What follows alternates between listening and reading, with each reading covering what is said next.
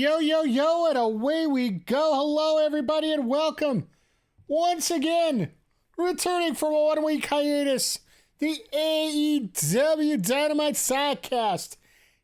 It feels good to be back. It feels good to be back with all of you. Jay Quick, good to see you in the chat. How are you doing, sir? Don't get me wrong, it was fun to be at Dynamite last week here in Edmonton. But I'll say this. I love hanging out with you guys. It is such a fun time here. And yeah, you guys keep me going. You guys keep me excited here. So just got home looking at houses. Ooh. That entices me. I live in a little probably about a 700 square foot apartment. I can't remember exactly what the square footage is.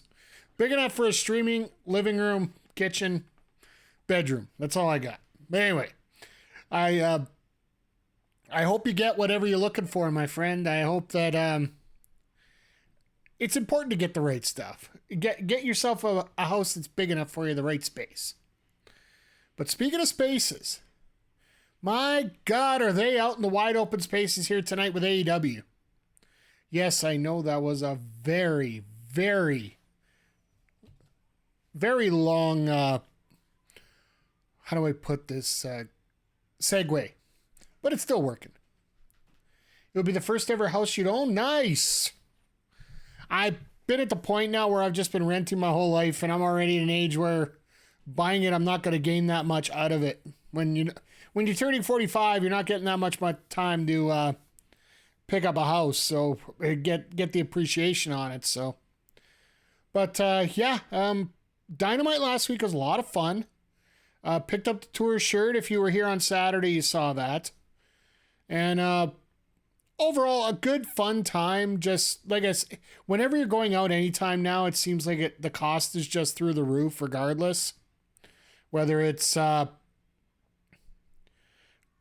a hockey game, whether it's to a baseball, whether it's to be any other sporting event. And wrestling seems to be no different. So, fun time, expensive time, but fun time regardless. And the crowd was super hot. And I hope they are tonight in Saskatoon. I know that Edmonton was probably the loudest crowd they're going to get, period. And I'm not doing that just to stoke my own horn here, but that crowd in Edmonton, like, they mic'd it up weird, where you didn't hear the crowd as much as you really could have there, so. But they got some good matches to line up with that. You got Ruby Soho and Skye Blue for the Owen Hart Cup, that semifinal. You're going to get Chris Jericho and Kommander. You got Big Bill. You got Big Bill and Brian Cage against MJF and Adam Cole, baby. And I do believe we get the other one with Darby and Orange versus Sammy and Garcia. So it's going to be a fun card tonight, without a doubt. Plus, they're announcing the 5th members of each team for Blood and Guts coming up next week. We might hear the words Kota Ibushi on Dynamite tonight, which is absolutely going to floor things. So what are your thoughts on the report from the Fightful that Warner Brothers Discovery wants AEW to add more pay-per-views, even monthly? Well, hell, if they could think the market could bear a pay-per-view every month, I guarantee you that AEW would do it. I don't know if in the year 2023 having that kind of model is really going to work out for them. Just because the cost of pay-per-views, unless you're going to lower the cost of your other ones that you're going to bring up. If you're going to keep every pay-per-view at $50 or whatever, people just aren't going to watch because they can't afford to. I can, because I get paid to cover these things. So it's going to be a fun time, and it all depends on the dates as well, what's going on here. So, hey, Andre. How you doing there, sir? You think Jericho's the fifth man for the BCC? I'm on a couple thoughts for this. By the way, Andre, how you doing? Hope you're doing well. I'm sure you're probably on a break at work. I am finding it funny. By the way, just a complete offshoot while I'm waiting for this to come on. If you're in Canada right now, the Amazing Race Canada is on before wrestling right now. To get past a major obstacle on this course, you have to do a car salesman promo. And the wrestling team of Giselle Shaw and Gail Kim got eliminated last week. I guarantee you somebody else would have got eliminated if they would have had this last week, but I digress. My predictions, we're going to get a Bushi, and I think it's obvious we're going to get a Bushi at this point. He's been hinting at it for so long, it just seems obvious. What if, and I'm just saying this is a big what if. What if it's Chris Hero tonight? Announced as a fifth man. He's been agenting for AEW and Ring of Honor for the last few weeks. What if they threw him in there for a match? I know it'll be his first match in forever, but the Kings of Wrestling and the kind of mind that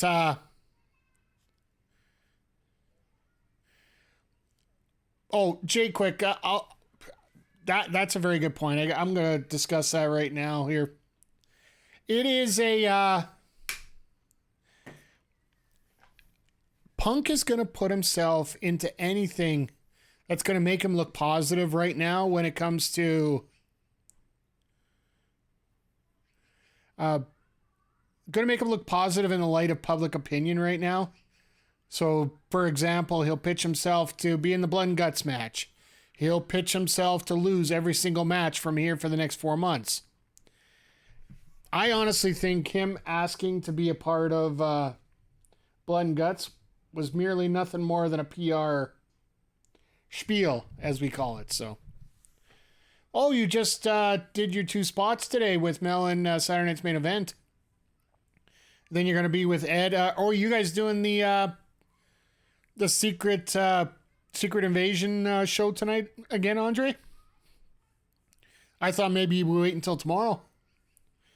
I personally think it might be Chris Hero. And watch the internet blow up when it does, when the Kings of Wrestling are back together. Because that one's basically out of nowhere. Having Jericho come in as that fifth man, I get it. You're going to have somebody there consistently through the whole thing.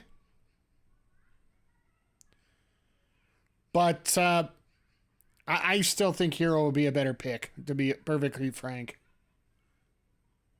Really wish the Elite would call Punk's bluff and have him added.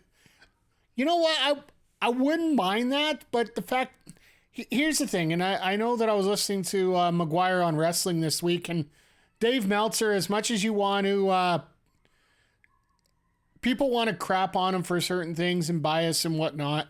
He makes a very good point about this. Do you really want Punk's first interaction with the Young Bucks as part of a 10-man tag where they could basically be separated throughout the entire match or a good part of the match and the focus is on the match more than on the people?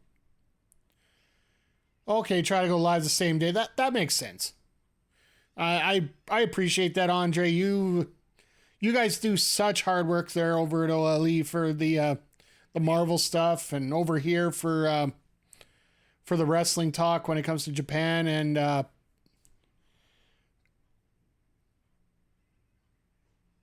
I don't, but it make them look foolish. Yeah, like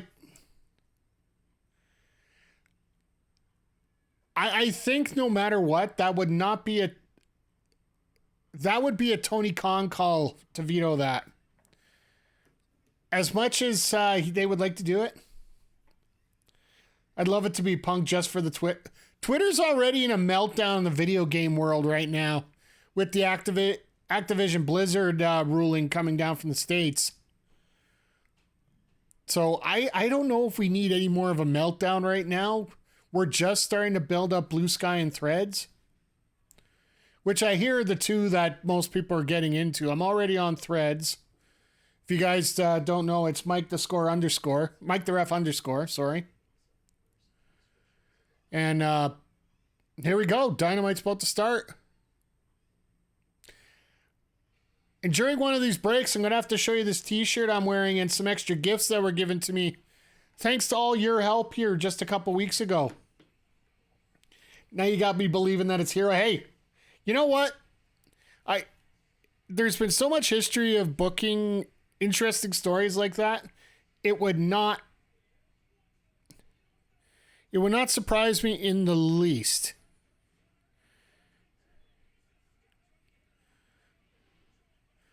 Just hearing it take my shirt off. No. We're not doing that. With all due respect, I don't think anybody wants to see that. You were convinced of Jericho because of Callis? I think it's a very good choice if we could. And speak of the devil himself. But I'm better than you. Whoa! And you know it! McG just randomly pops in and drops his sub. How you doing, McG? Hope you're doing well. Hope life's treating you good. Welcome everybody to Dynamite here. And just boom. Let's go. Let's do that one. Just because, you know, MJF working with Cole tonight, so we'll just go with that one here. What if the fifth man is Callis? I will laugh my ass off for years. I will laugh my ass off for a very long time. Oh my God, they need to fix their lighting. It's going good. I didn't see Dusty there. It's the one thing that's interesting when I watch it back and forth because I'm trying to talk to you guys and I'm trying to watch at the same time. Sometimes there's a Tyler James sucks sign in the crowd. I see that. Which that's pronounced through 3 provinces, not just one.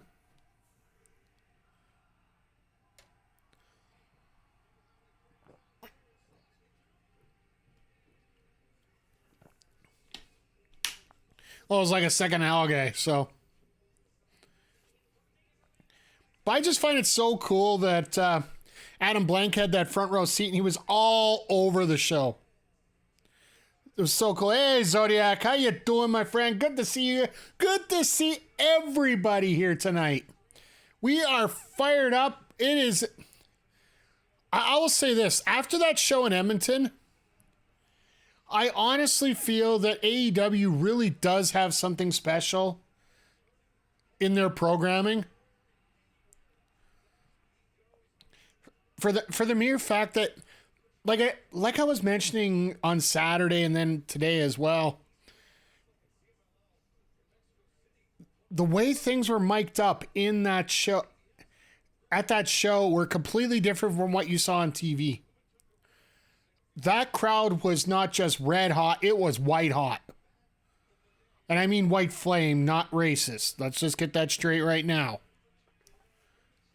It was absolutely insane there, and I'm sure Andre can concur. He was in a different area of mine. It has to be Ibushi the way Omega's saying, I got a friend to watch my back. Yeah, and all the stuff that he said after the cameras went off, I think it's pretty much obvious. It's another one of those CM Punk type drops, like when they were announcing that they're going to have their first Rampage at the United Center with a very special guest to start.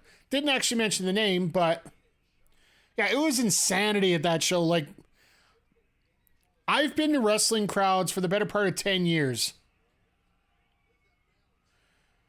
And I've never felt a crowd like that. Sorry, let me correct myself. 10 years on a consistent basis. Time is cut down now. I could see the BCC beating down the Elite, then Ibushi coming in. It very well could be. It all depends how they're going to pace the matches out tonight and what the match order is going to be. Because it really could go all over the place. They haven't given us... There's no one match... It's the one thing I'm loving about Dynamite now. Even Rampage.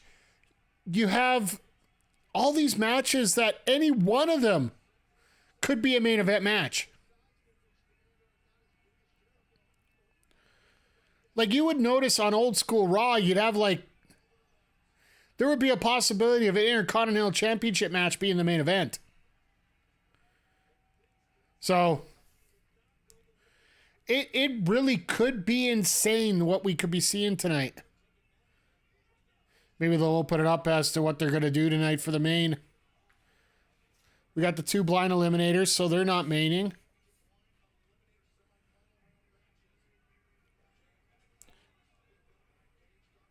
Plus, that's weird because I really haven't heard anything about the pay-per-view on Friday.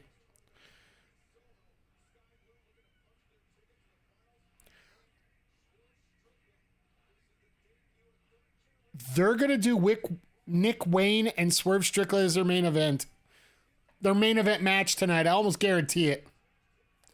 They'll do the main event segment with everybody for the Blood and Guts match, but the main event match will be Wayne and Strickland. Yeah, I think it's on Friday.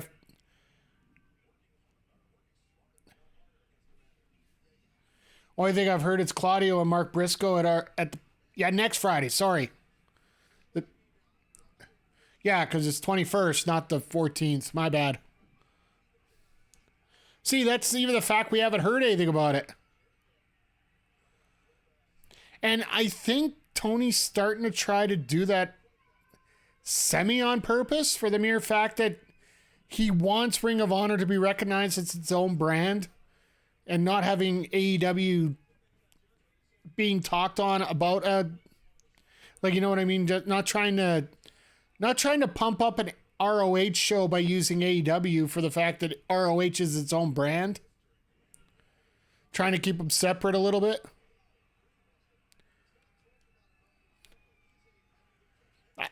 I don't know if that's going to work or not, but we'll see here.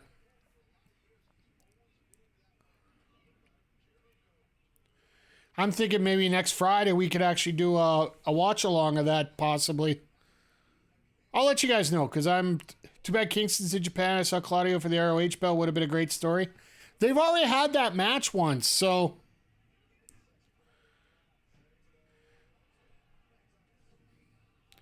that was the last pay-per-view, I do believe, if I'm not mistaken. That was one of Claudio's first defenses on a pay-per-view. After he won that belt from Jericho on a giant swing. Which is, you know what? Everything's a good story if you can make it that way. So I'll just consider it that. So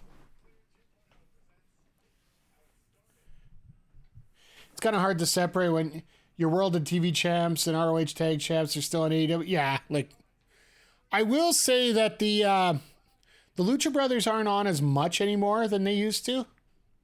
They could do that rivalry for years to come. Yeah, there's a few stories that they can come up with that they can.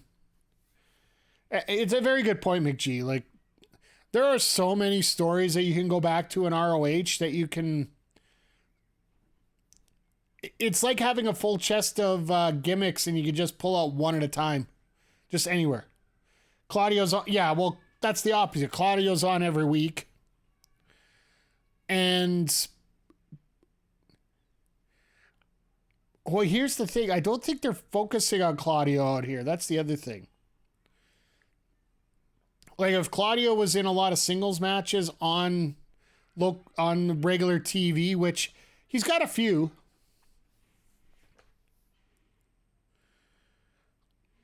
Honestly, Jay Quick, Joe hadn't been on. Oh, thank you for the sub. Sorry, Zodiac, it didn't go through with the alert here. Once it does, I'll let you know. Thank you once again for the sub here. I do appreciate it. The reason I know is because I got on my text screen here, it shows you're a subscriber when it wasn't at the beginning there. So thank you for that. I appreciate. But I'm better than you. I love. And you know it. 17 months in the Players Club. Now it should. There we go. Yeah, there we go. surprising they're main eventing with Nick. The buzz about, here's the thing. Tony Khan plays into the indie commentary quite a bit. And the fact that Nick Wayne is the big buzz right now. Yeah, you're at 33-ish, Andre. You're just insane. Zodiac's been in for 17. And Zodiac, by the way, if you want, feel free to send me a DM whenever if you guys want to talk about AEW Fight Forever. I've done my playthroughs right now to the point where I'm waiting for Stadium Stampede before I do anything else with it. So I'm pretty much done with that. Maybe Keith Lee comes out to help Nick Wayne. Maybe. It wouldn't surprise me if Keith Lee gets involved a little bit more here. I would love to see it. I honestly feel that Keith Lee is starting to get a little bit of momentum going on. Not being on Game Pass, being a huge wrench. Okay, fair enough. No problem. I just know that I made a promise to you, so offers open whenever. Not a big deal. But I will say this: if you haven't bought it yet, please wait until it's on sale.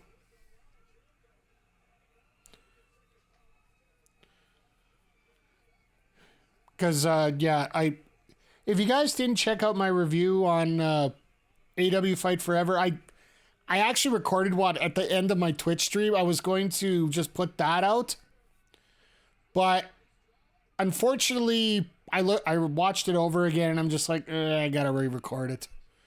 So, long story short, if it would have been announced as an indie game at a cheaper price, I wouldn't have minded as much. But for the price and what it expects, I don't recommend anybody buying it at full price right now. There's just not enough there to enjoy it. Like, don't get me wrong, I had a good time playing it. It's a good party game. But there's a lot more party games that can get you more effectively, give you a lot more of a fun time. If you want something, Black Friday should find a deal for. Absolutely. Like Black Friday deals. I went through Amazon Prime Day. No, it's not on there. But I did pick up God of War Ragnarok on, I think it was like 30% off on Amazon. So it was $60 for the main game, $30 lower than the other PS5 games. Yeah, well, I still say it should have been a $40 game with the, it wasn't labeled as a AAA, but it still feels like it should have been a $40 game like most independent games.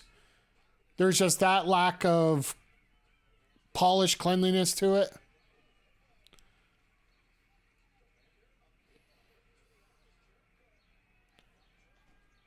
It looks like, you know what? I don't care what a game looks like if it plays well.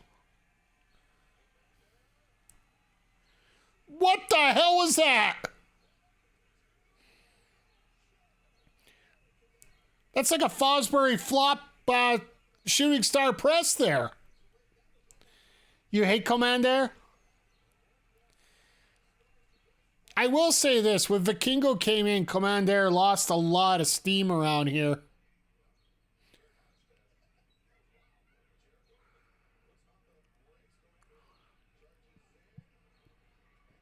But I do expect Kommander to win this unless Callis gets out here. Unless Callis and Takeshita get involved, but...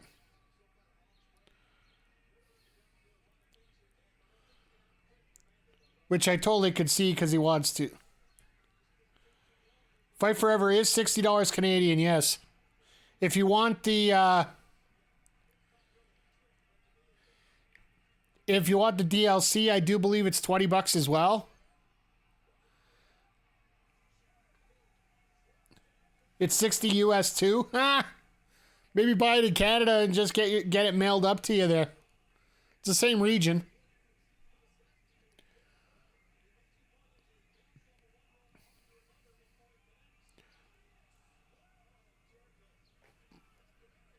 All right, I don't know what the hell that was. That was a Phoenix Splash where he landed on his knee and it almost looked like Jericho put his fist up. Sort of like when you do those little cartoon, watch those little cartoon dives where the guy's diving down, you put your foot up right in his groin. And another miss. Wow. This is rough watching some of it. Like, seriously.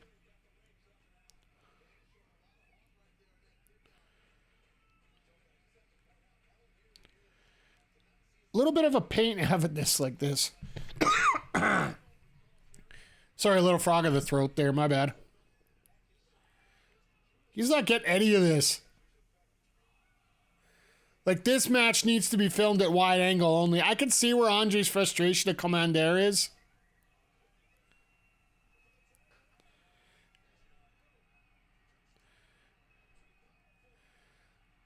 Jericho putting that in. Yeah, it's done.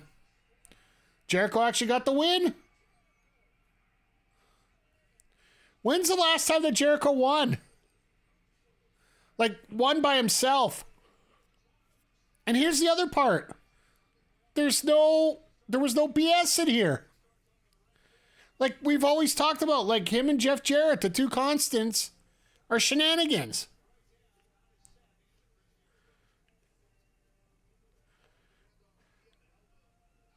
Hey, Mel. How you doing, Mel? Hope everything's going well. Hope the podcast today went well. Andre was saying you guys are... Oh, God, get that face off my goddamn screen.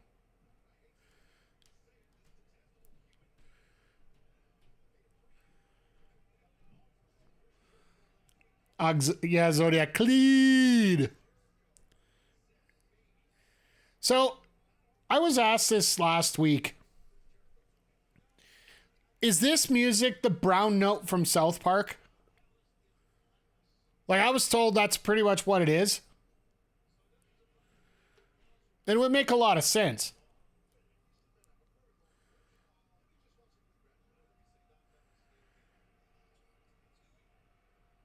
I really hope that this is mic'd differently because we can hear Callis here.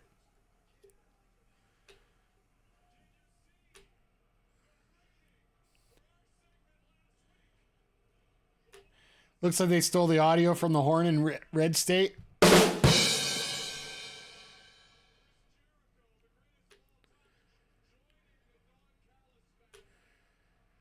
I really hate the fact that he's called it the family. I think there should only be one first family. And that's Bobby Heenan now and forever.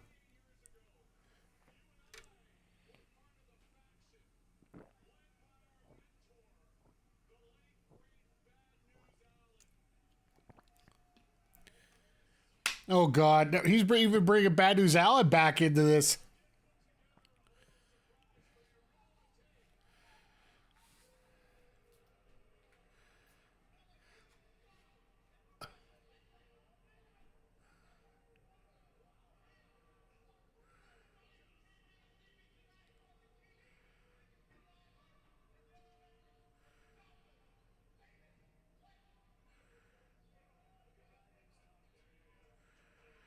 Guys, show the frickin' video. Nobody cares what these two are saying in the ring.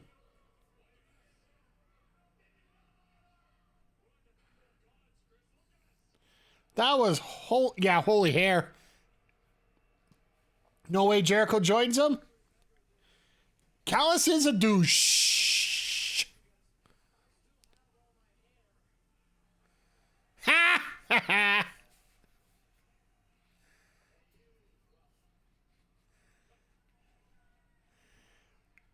You don't think Jericho joins him? I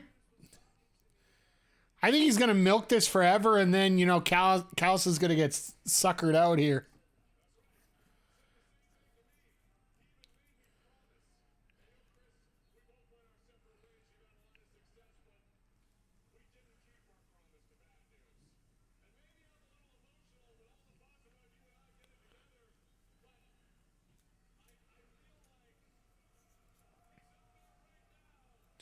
Man, is he laying it on thick here.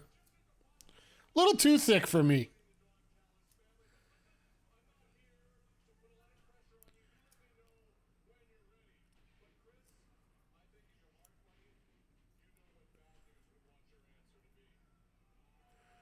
Yeah, he wanted him to punch him in the face.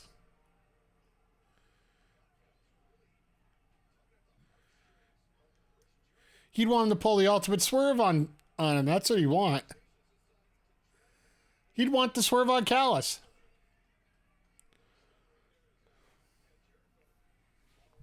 I'm going to throw this out here for you guys. No predictions, just a poll.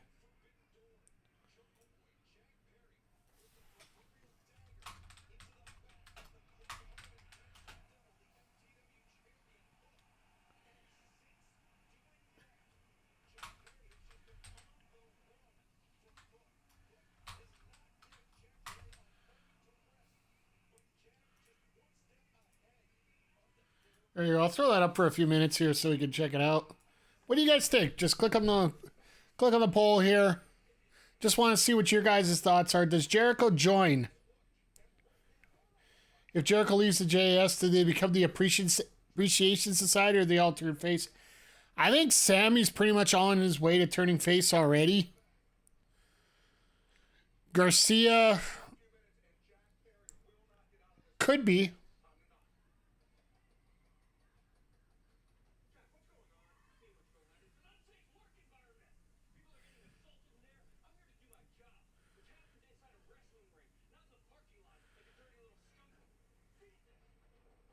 Ha!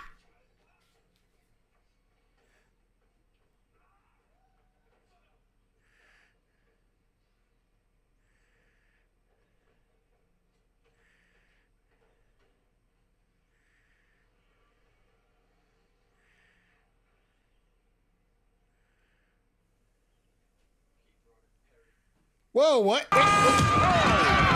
I call this a sucker riot. Come on, boys. Oh my God, we got a raid. Let's take it to school. Oi, oi, oi. Genius! Thank you for the raid, my friend. I appreciate it. Hope your stream went well. Let me get the shout out here for you. How was the stream today?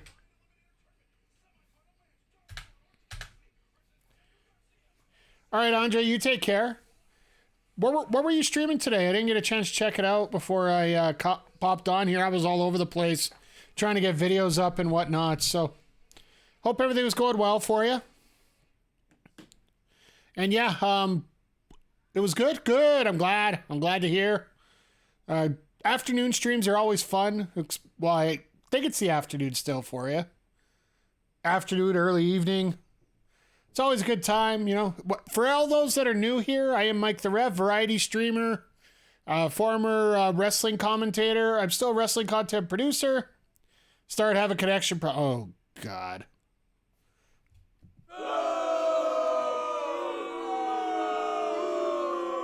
I'll just throw that out there for you. I need to start throwing that out when Callis shows up, but yeah,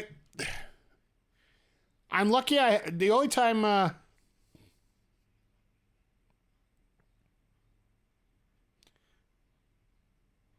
hey McG, good to see you. Nice to meet you. Always a pleasure to meet you. Sorry, that took me like, what? I'm always paranoid that I'll type things up incorrectly. Like when you're typing in the raid, it automatically comes up with everybody with a the. So I'm like, huh? But yeah, but while we're still here, while everybody's here, I want to give a shout out to the Red Cross. If you guys aren't familiar, I did have a charity stream a couple weeks ago to help support the Red Cross. And they sent me a box of goodies today. So I wanted to show you everything they got, including, I had to get out of the way, this beautiful shirt with cross-play in French on the left, or on the right, cross-play on the left. Pretty sweet shirt. I didn't ask for any of this stuff. They just said it. A little bit of goodies here. This little hacky sack with the crossplay logo on it. And 6 months away from it being what it needs to be. Le Touc. Or skull cap, if that's what you guys call it in the States. And here's the other one that I got. And chat, maybe you can help me out about the rarity of these. Because I'll be honest, I am not very cultured like a lot of you here. Pokemon cards. What did they end up giving me here? A mouse hold? See if I can get that in here to... Of course, the focus is absolutely great. There we go. And then also Fletchling. So I don't know how good or bad those are, but you know what? It's the thought that counts. So once again, thank you to the Red Cross. And thank you to each and every one of you who supported, stopped by, said hello, and just helped me out through that 12-hour stream and throughout the month of June as we were raising money for the Canadian Red Cross. So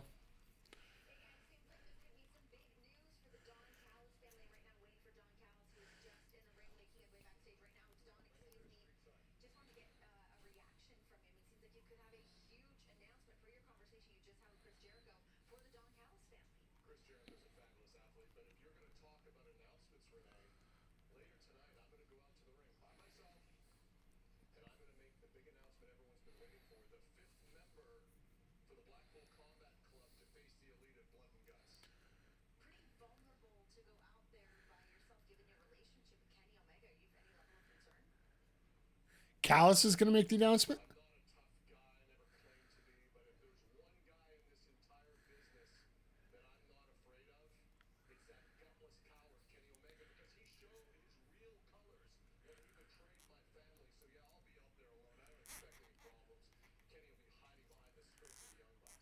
Wow.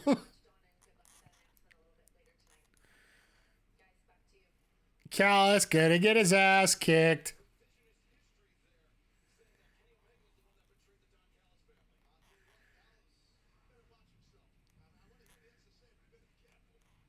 Yeah, I'm with Taz there. I want to hear what he wants to say, but I think he's a dead man. Are we getting another one of these segments? I couldn't believe how much this segment popped last week. Like the pre-match. Oh, and there's Jesse Youngblood, Michael Blaze. By the way, Jesse is taking bookings for parties. You do have to provide your own cake and hats and all that.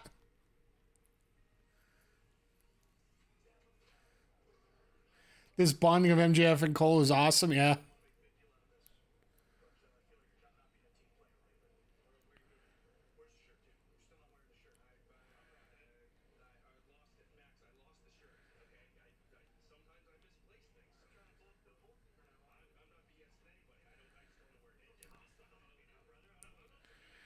Oh yeah, they're talking like sounds like the bar.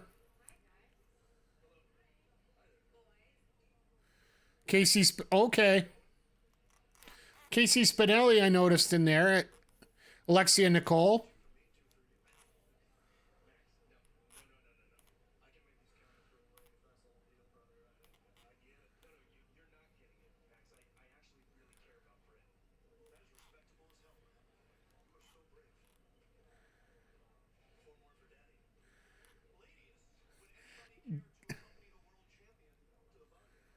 So the two on the left I know, the two on the right I don't.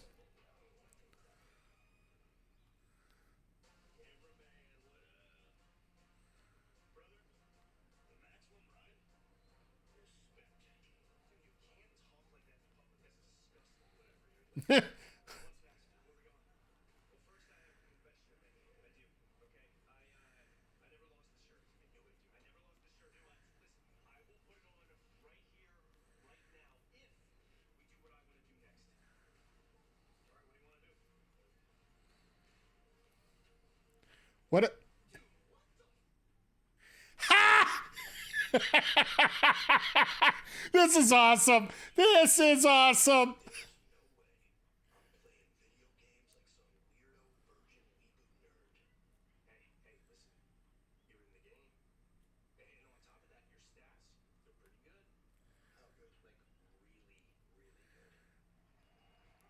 Man, you want to talk about free advertising for your game?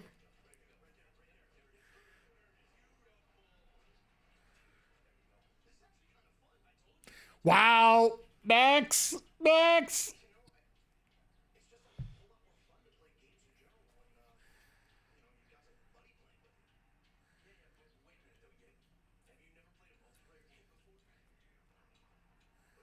Oh, he's had no friends. Ha! All right.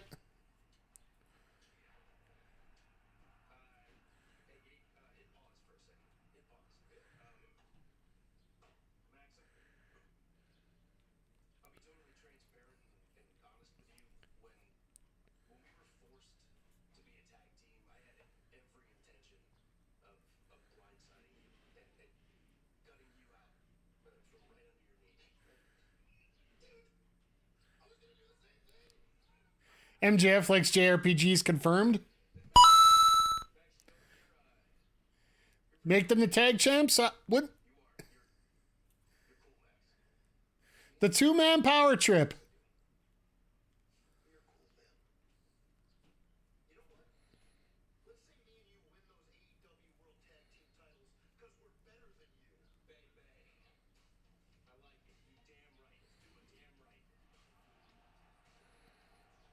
They're hitting the shatter machine. Oh my.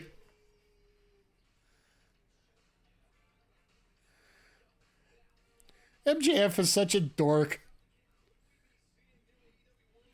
It's so funny that how personally he has to be such a dick, and everybody enjoys his work so much. I will say this, last year, Double or Nothing, I could not stand what he did, but that old hauled out and screwed over Wardlow, but he's almost showing why he is as good as he is. Or as good as he claims to be.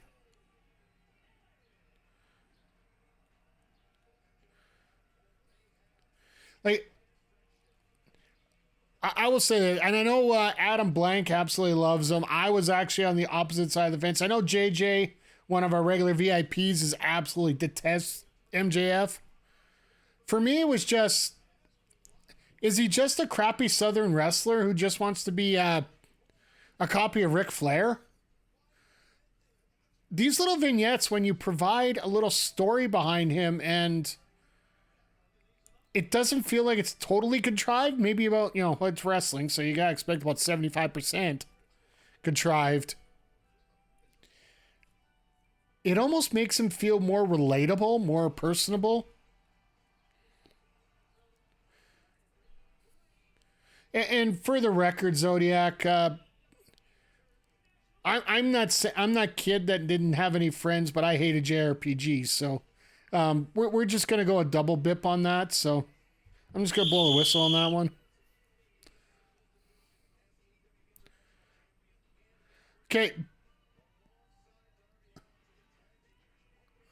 I was gonna say that guy holding the camera trying to do a selfie of himself while. Don't show anybody in Saskatchewan like a woman missing her teeth. Like, come on. I mean, Well, damn. I guess I was just projecting. Yeah, well, you know what? 95% of the time. 95% of the time, you're right, though, Zodiac. I do appreciate those facts. And I know you want more people in the JRPGs, but I will admit, and I have to say this, the only game I've straight up traded in because I didn't like it, didn't want to understand it, straight up was a JRPG.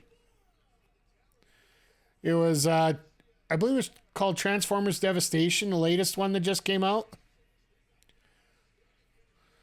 Honestly, turn-based fighting absolutely drives me insane.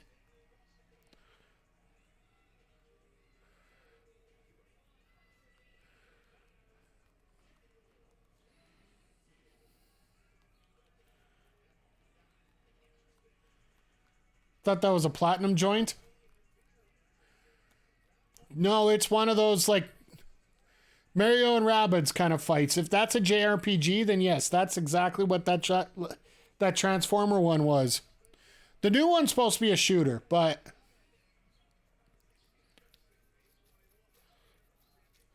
no, the latest one that came out, basically, yeah, it's one of those take your guy, move him 6 spaces, hope you can hit the guy, wait a turn. Move another 4 spaces. Oh, gotta reload with energy. No. I'm sorry. I just want to go out and beat things up. I don't want to think when I'm gaming. Which is ironic because I'm playing a little bit of Zelda right now. Okay.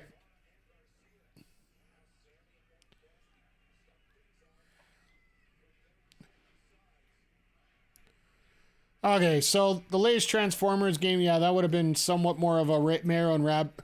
It actually would be more of an XCOM thing.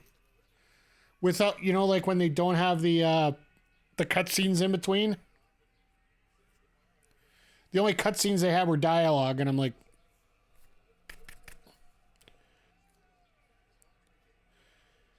what in the hell?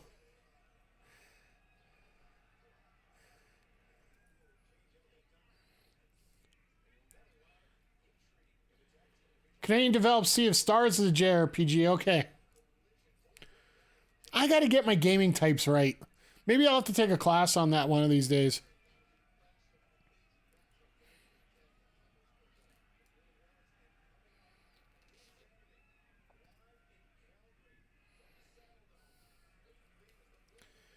Well, this is where you develop a little bit of spare time here.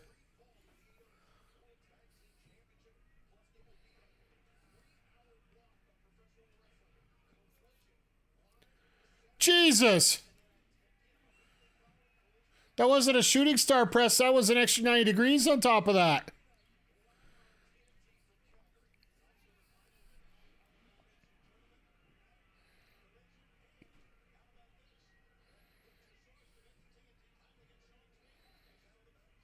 There we go. So, out of these, like, is this more appropriate to be like the Four Pillars kind of deal? Like, I know we were talking about Four Pillars back at Double or Nothing, right? Where you had Jungle Boy in there, MJF. If you want to talk about the developing Four Pillars of AEW, would this be a more fitting foursome for that, in your opinion? Just asking chat in general here, because it does feel like that for me, because there's a little bit of everything for everybody in here. And in many ways, Orange Cassidy is that story of a guy that's on the indies that just gets over. You can't really explain it in many ways, but he gets over.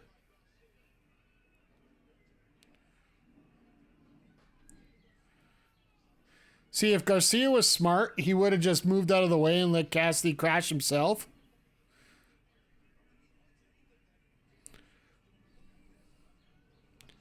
Well, that's inventive. Yes, please, don't continue with the pose. Don't continue the pose. Every time you hit a move, you don't need to hit the pose.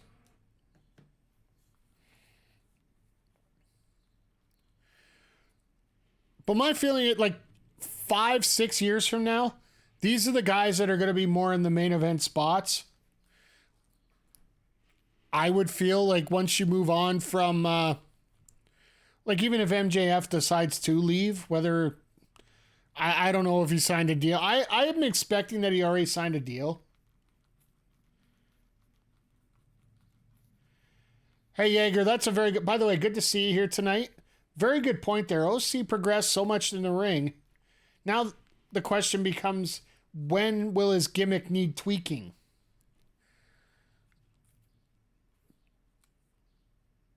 I wonder when that's going to get stale, but the fact that he's the champion and he just... I think for many cases in here, when it comes to wrestling, and a lot of wrestling fans now, they don't need a lot of change. They just... If fans know what they're getting, they're usually pretty happy about it if it's a solid worker. Have a story that's not overly complicated. Let him run with it. Then all of a sudden, once you hit a good point and you find something, ride it. And that's what they've done with Orange. And once it starts dying out, well, just fade him back a little bit. It's almost like hitting the gas when you see a clear path on a highway. And I'm not encouraging speeding by saying this, but when you see a clear path and nobody's around, you have a tendency to gas it a little bit so you can go a little further. But when, start seeing things come up that are a bit of an obstacle, you slow down a little bit, right? Because you don't want to get in trouble or get in an accident or get in trouble for the more part. Because if you start getting in trouble, that's when you become Jeff Hardy and you can't come to Canada anymore.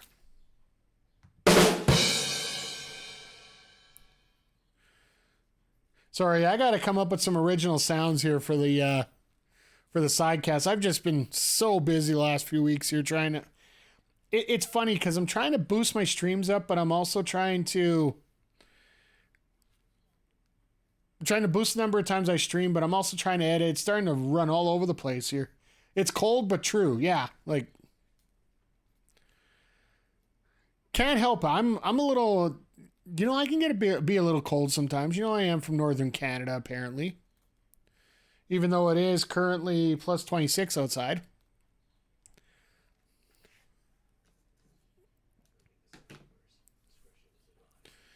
But watching this match here, you just see four guys that are running so fluidly right now.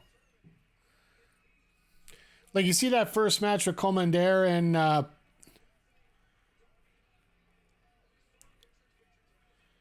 used to live in Midwest U.S. Midwest, which, like Canada, has a lot of open road. Well, I will say this. The biggest difference between Alberta and the U.S. Midwest, I would have to say, is Alberta has more... We're closer to the mountains, so the way our roads work is a little more apropos. If you're out in Saskatchewan, you could basically look at the road to be straightforward for, like, days. It's one of the jokes we have about Saskatchewan, the fact that, you could see the other side of the province by the time you look one way or the other.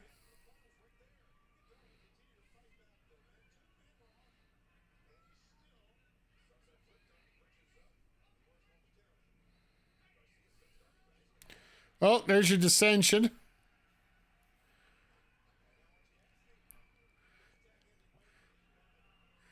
I love how Orange just, he didn't even bother waiting.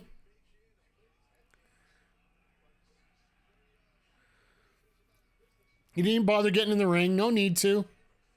It's a little extra effort that he doesn't need to use.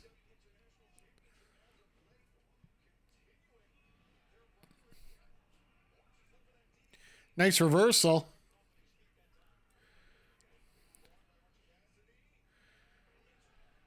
Nice.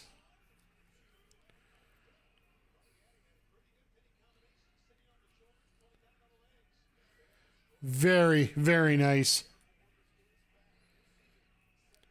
But, oh,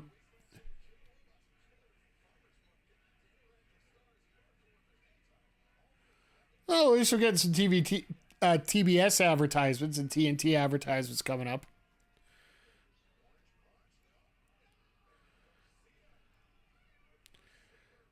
I really wonder, are we going to get Colin MJF versus Garcia and Guevarra? That would make the most sense to me.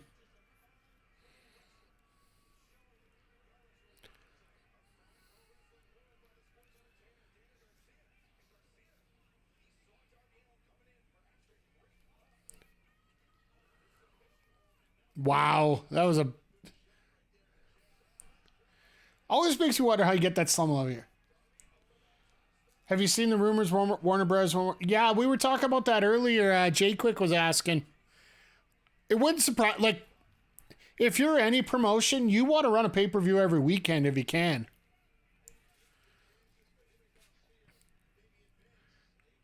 Can they find a way to make it feasible? That's the thing. My personal opinion, if you could do a pay-per-view every 2 months, you'd probably be successful. You can increase it from 4 to 6. And it possibly could be 7 if you want to include Forbidden Door with that.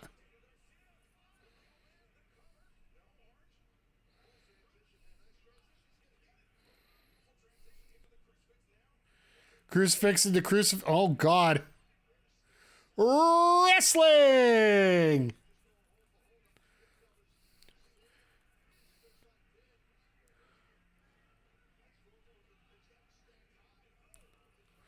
Yeah, I think they'll go to 6 and then revisit in a couple years. Yeah, I can't see them going to a full 8.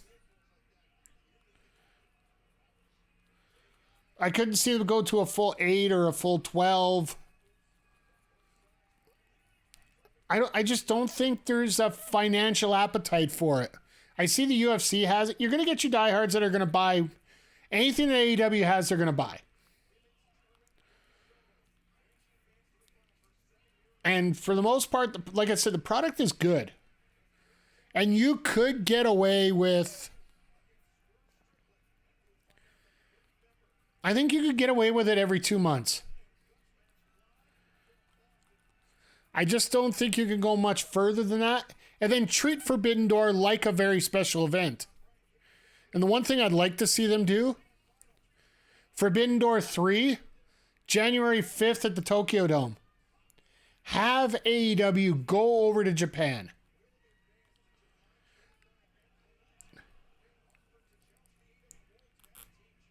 Because I don't think... Has WWE done the Tokyo Dome?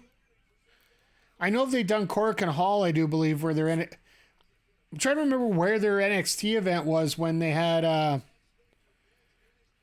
think it was Balor Owens was the main event of that one. Ow. Ow. Ow.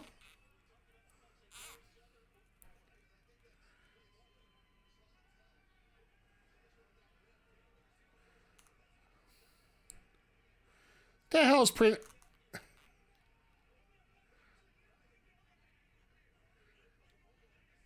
Prince Nana wanted a DQ. That's hilarious. Love to see more Japanese victories next Forbidden Door. Yeah. Sorry, WWE's done a couple cross promotion shows early 90s. So yeah, let's face it, by the way, good to see you, Crowder.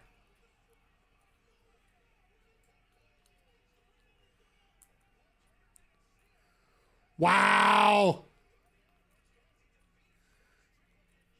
Swerve screwing over Orange Cassidy. We are getting that title change sooner than later.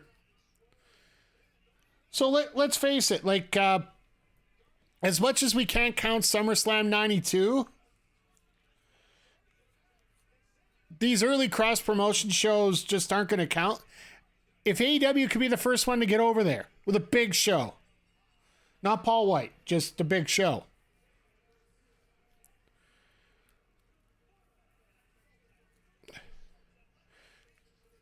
So, okay, this is making sense here coming up to the main event. Sorry, guys, I'm all over the place here. And with the fact that Darby got knocked out by Swerve, I'll almost guarantee you that in the main event, we are going to have Darby Allin come out to help Nick Wayne in a spot. Whether that costs Wayne the victory or it gets Wayne the victory, one or the other.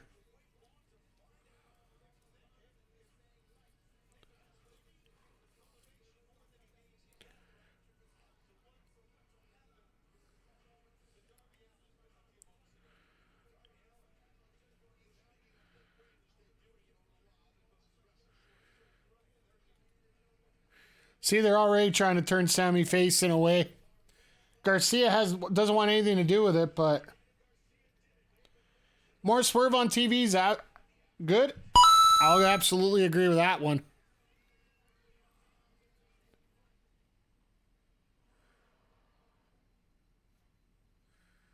The good old Nick Wayne story.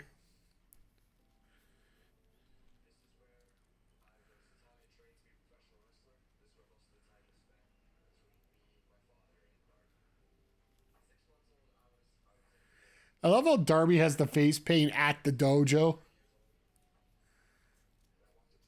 And yes, I'm calling that a dojo.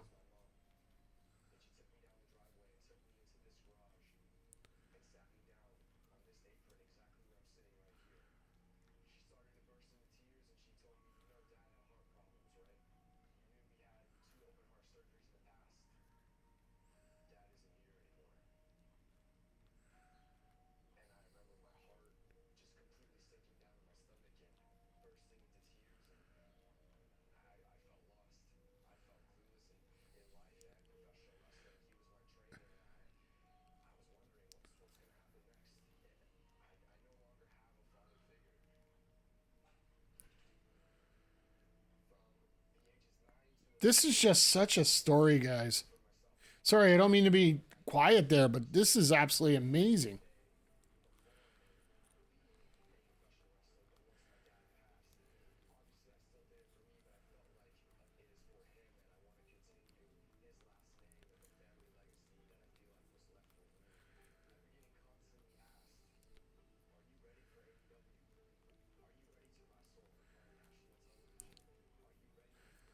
I will say this.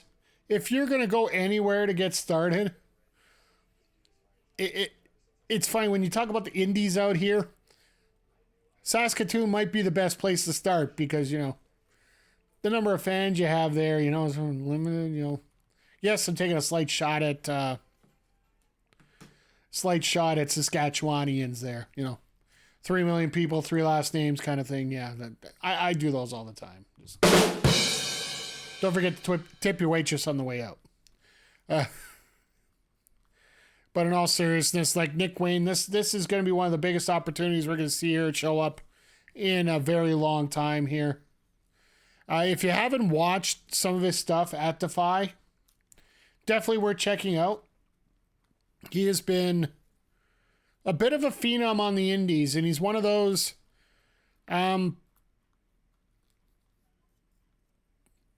there's been a few. There's been a few that are just not 18 yet that they have to wait till they're 18 to get signed by AEW.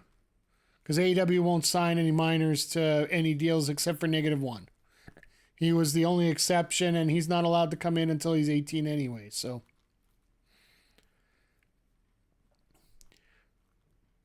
but yeah, this is going to be a fun main event. I don't expect too much out of it. For the mere fact it is someone's first match, so you do want to make them look good, but at the same time, I don't expect to knockout drag out 40-minute classic. Mainly because they'll give them 10 minutes. But so far, we're on to a decent start to Dynamite here tonight. We had that Adam Cole MJF segment. We had a great opening. We had a opening contest with Chris Jericho and Kommander. It was good for the first 3/4 of it, and then all of a sudden, you know, everybody decided that being within a foot of someone counted as a hit. So in other words, they were playing AEW Fight Forever.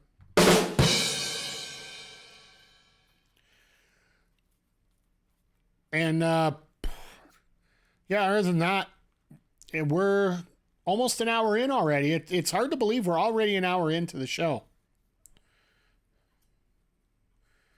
But speaking into things deep already, let me know in the chat. Like yesterday and today, Prime Days from Amazon. Did you guys get anything? I made 2 purchases this afternoon directly for the stream. So, and then I actually went online, looked at some of the deals, and realized some of the stuff I bought last week are now on Amazon Prime Days. So I should ask for a refund back, but I'm too annoyed to do that kind of swerving back and forth. I did pick up God of War Ragnarok for the PS5. It was on sale, so I picked that up. Also had to pick up another power bar because the ones I'm using are a little old, so I'd like to upgrade before they go. Oh.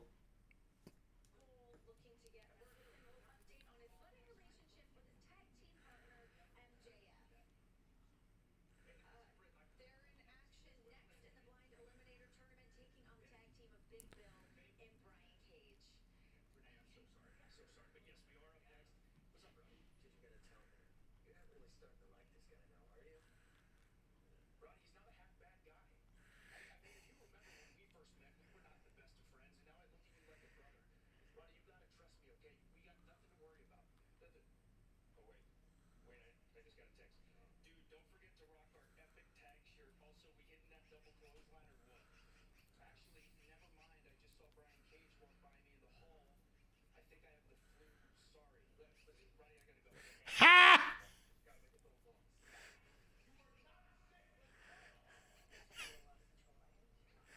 Oh, this is hilarious.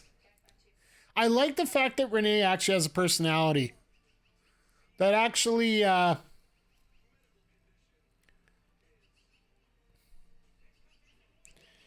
that makes me feel good. I can't decide who's turning on the other first.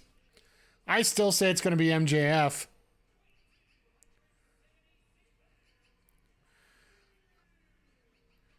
So I will say this. I was like I've been said from the start of the show. I was at this Rampage and Dynamite taping this past Wednesday. The pop that these two got during Rampage might have been the biggest pop of the night. Like in terms of the positive reaction and everything, just people feeding off, like the crowd was feeding off the wrestlers were feeding off the crowd. These two, like it was just amazing watching both of them work. I'm a little scared about the amount of K-tape that Cage has on his arm, but it's like Cage is on a constant tricep injury or something. I don't know.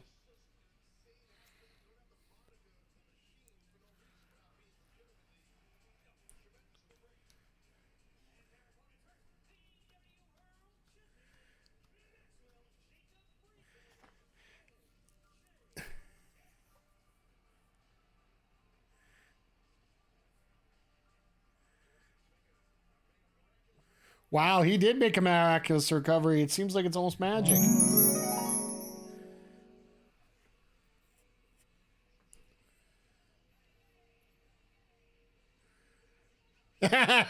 You said you're sick. You're sick. We don't want to touch. Even though we're going to go into a wrestling ring.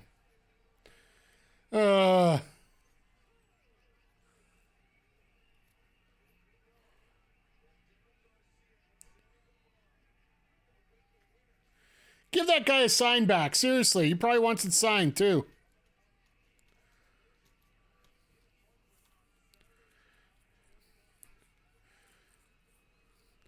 Just look at the way they're filming this. I wonder how many seats they actually sold.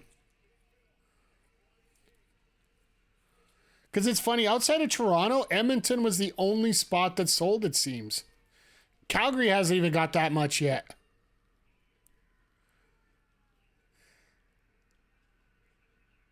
MJF going into convulsions there. You just see his head just...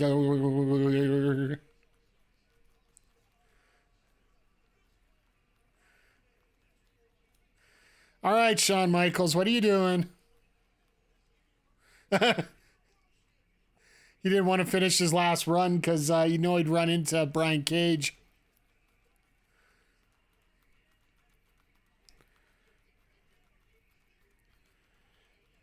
MJF doing his best Rick Steiner. Yeah, well, I was thinking more DX, Triple H in the center and Michaels running around him. But that's actually, you know, a lot of people consider Rick Steiner a bit of a prick right now, so that actually sort of makes sense.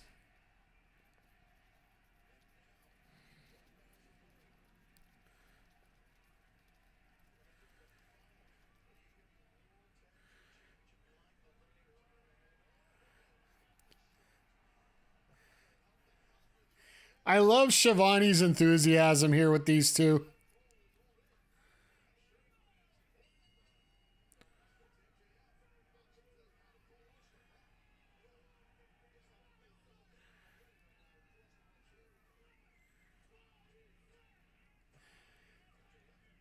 For those that know local wrestling here, doesn't MJF look a lot like Michael Allen, Richard Clark? We should find a way to get those two in a ring somehow together. Maybe have a mirror match, literally.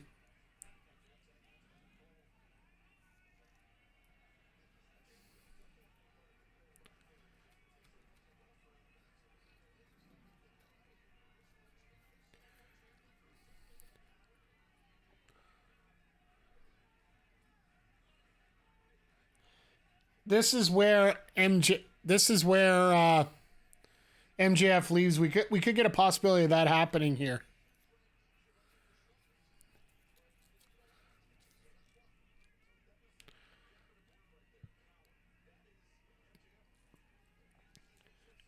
Because last week they were wearing the matching gear and everything was all perfect. And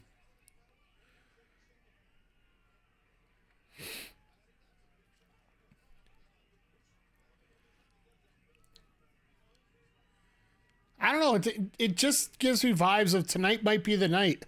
Not that I really want to see that in Saskatoon.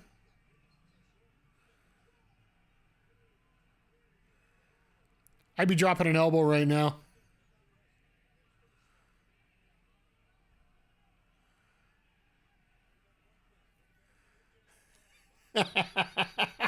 Oh, this is hilarious.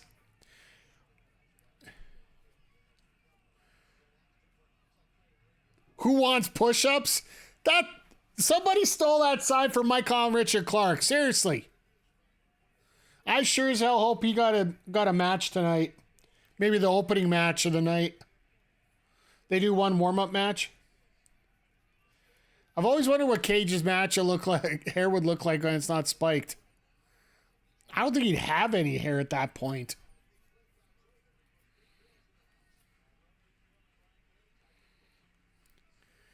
Honestly, looking at these guys, they look like they're having so much fun out here.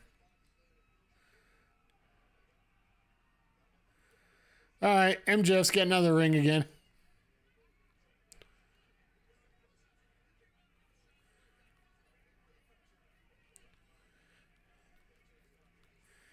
This is Saskatoon. Everybody's got to do push-ups.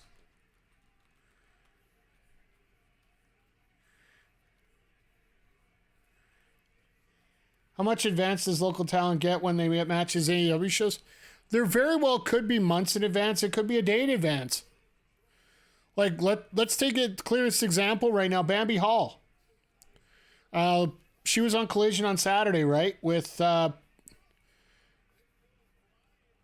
she ended up getting with Athena there, getting beaten up there. Or no, Julia Hart, sorry. Julia Hart and Bambi Hall on Saturday.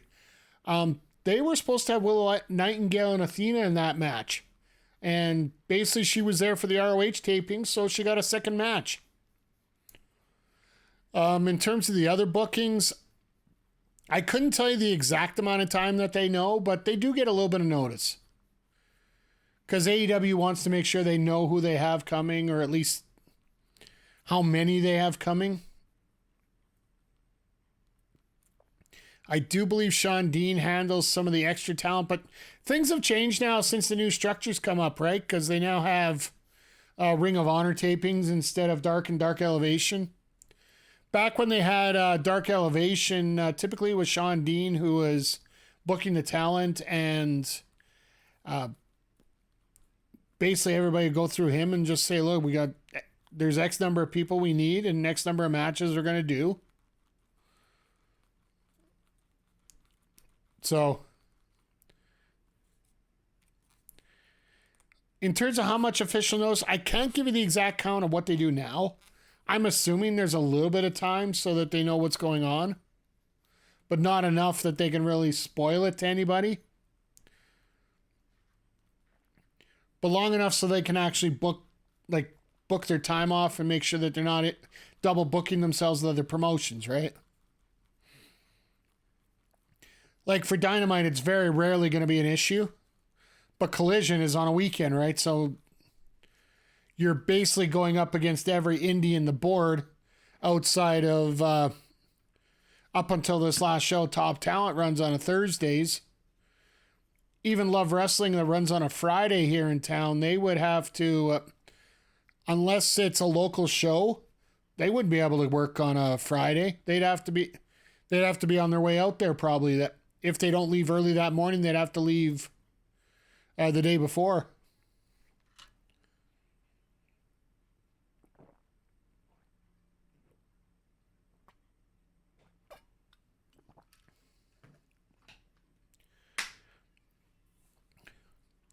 And realistically, a lot of the extras, when they do go to taping, I just assumed it was a day and two, and a who's in town that can go tonight. It's a little bit more than that. It has to be. The best example I can give you for that is Liza Hall took on Nyla Rose in a dark match prior to the Edmonton tapings.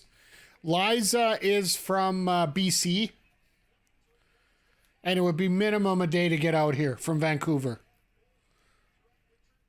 And that basically be by car. If you're coming out here by car, which by the summer is usually going to be the way you do it. Maybe she flew in here. I don't know. I don't have all the details, but it will be... I honestly feel it'll probably be about a week in advance. A week or week or two. Especially on the Saturdays.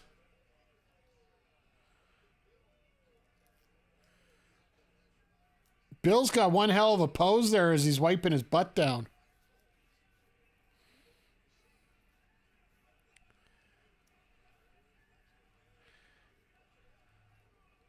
I love this crowd.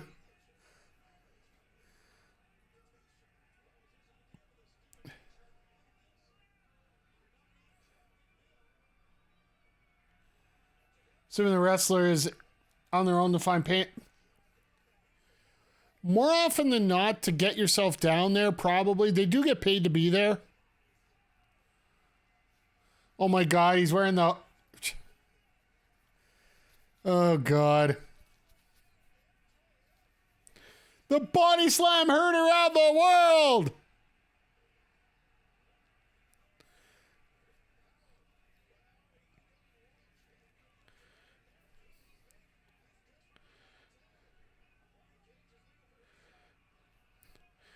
I do like the fact that for the majority, they've been trying to keep... What the hell?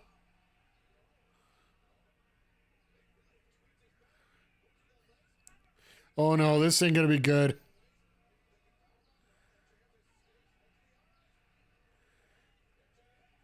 There's your hot tag.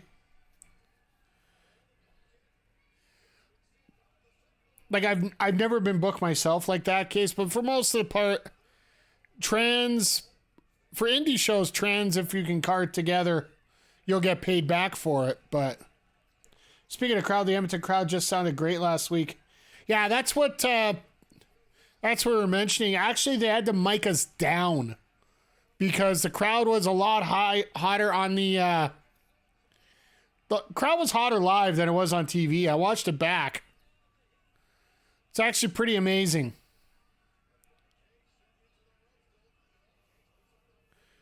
Can't hit the double clothesline. Whoops. When they finally hit that double clothesline, this place is going to go nuts.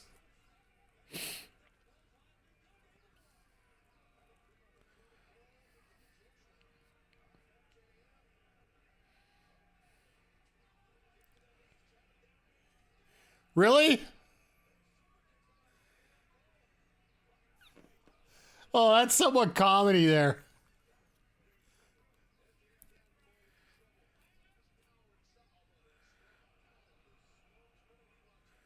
Screw it, we'll take both of you. Wow. Like, seriously, Brian Cage is so underrated for what he could do in the ring. And Cage knows this is a spotlight chance, right?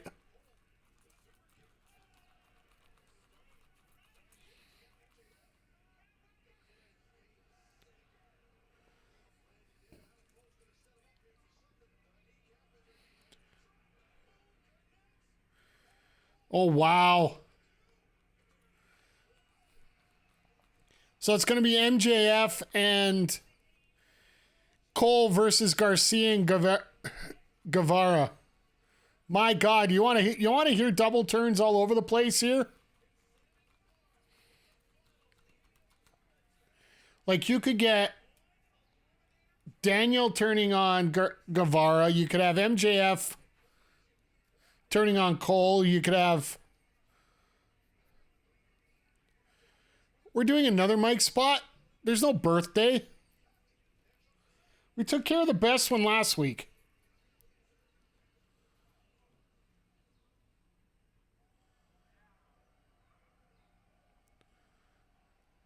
This crowd's over like Rover with it. Mic, come up. Let's hear it. Jeez.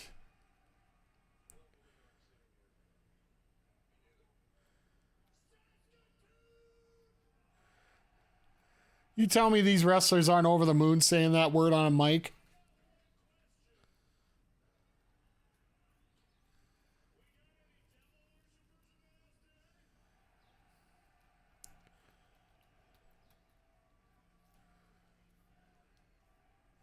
Well, you know, most of the province is a devil, but...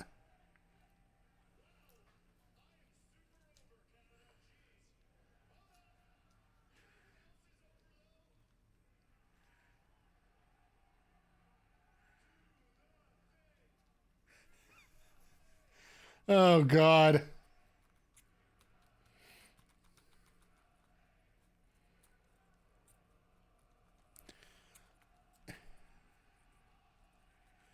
Let's just hope the segment doesn't go long. We still got 3 big segments to go here tonight.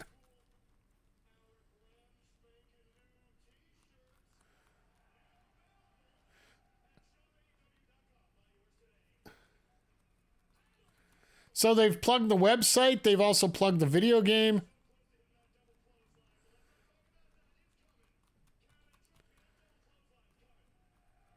It's going to come in Boston.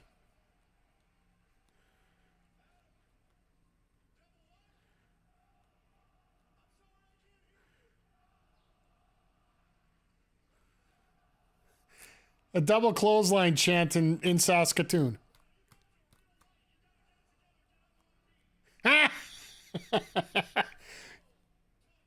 Sort of fitting.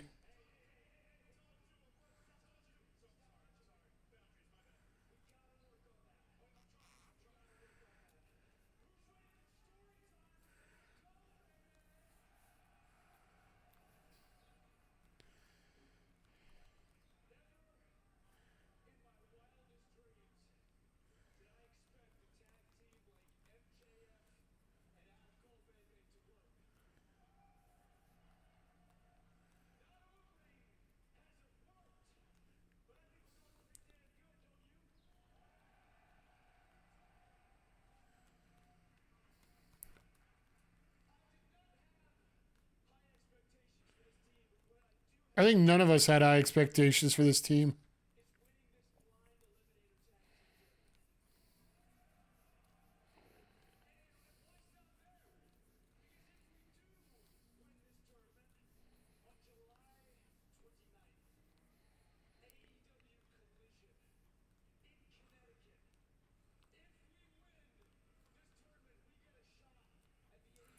Okay.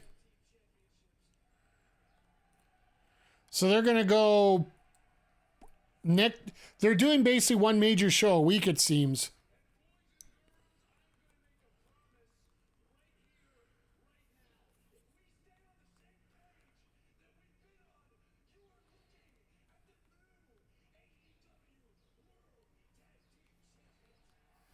And Cole's losing his voice.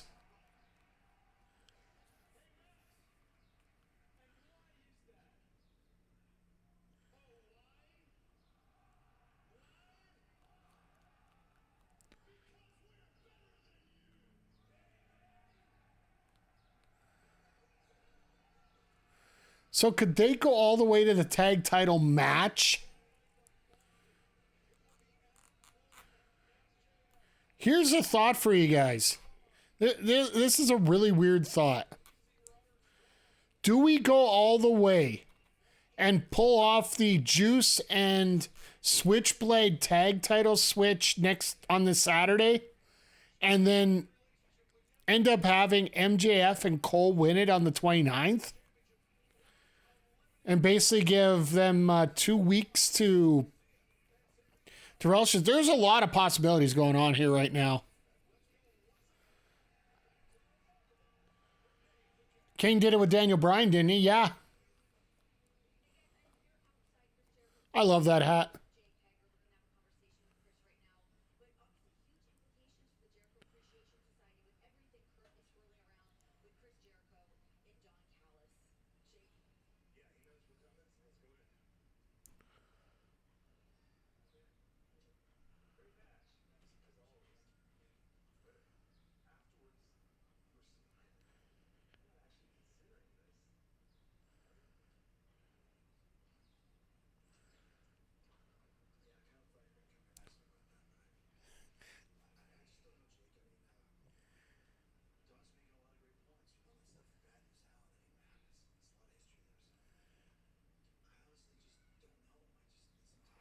This is a setup to have MJF turn on Cole and all of AEW in Connecticut, home of WWE. Very well could be.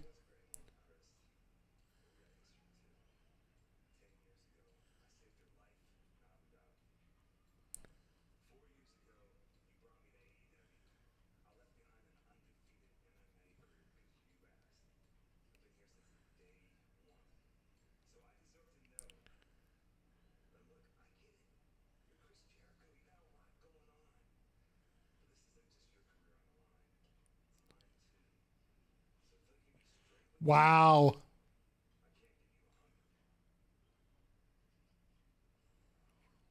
Giving him the hat?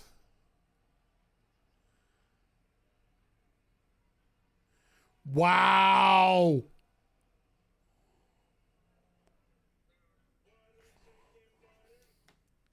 Could this be an elaborate swerve by the JAS? That's what I'm wondering.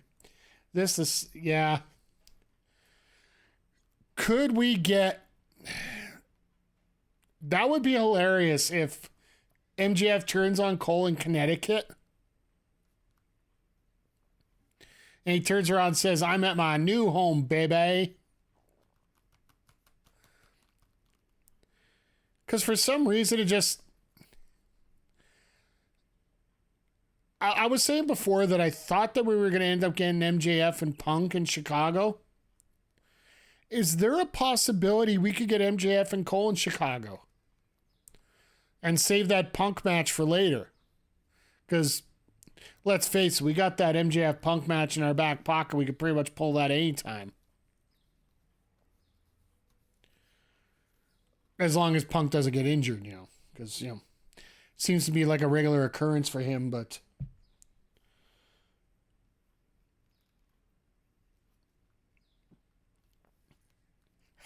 I was just reading on Twitter here, one comment that came up that really got me here.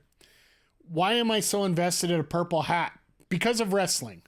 Wrestling! By the way, if you want one of those bucket hats, we do have them available in our merch store, so feel free to click the link and take a look there. We have bucket hats, we got t-shirts, we got shorts, we got pants. I can get muscle shirts if you want. I just normally see not many people have muscle these days. But if you guys need anything, if you guys look on there and you see you want anything in particular, let me know if there's anything else.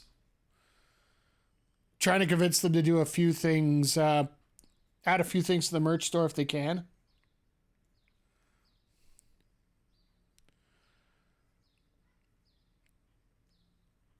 Okay, so what we got left is we got the Nick Wayne and Swerve Strickland match. We got Skye Blue and Ruby Soho, which I'm assuming is going to come up next. And I still say that main event spot is going to be for Callis to come out and announce his man, and then Omega's going to come out with Ibushi, so...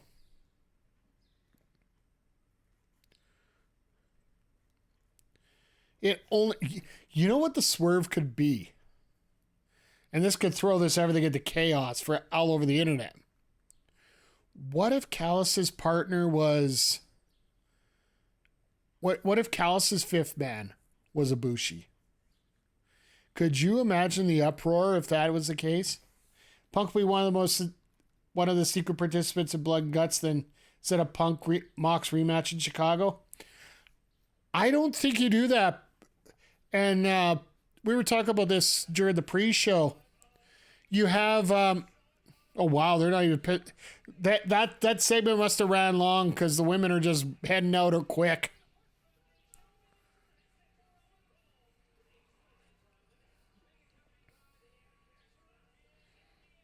But you don't have your first interaction between the Bucks and Punk in a 10-man cage match where they barely can touch. And the focus of the match is not involving Punk. Like, if you're going to milk that for something, you milk it for all it's worth. And don't waste yourself on that one. But could you imagine if it was Ibushi was the partner for Callis? I never thought of that, but that could be absolutely genius.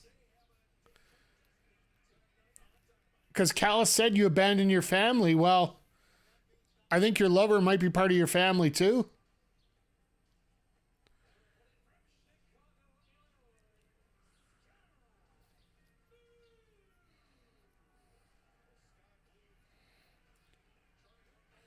Skye is really starting to make a name for herself here. I totally expect this to be Ruby, but in a way we could... The more that I think about it right now,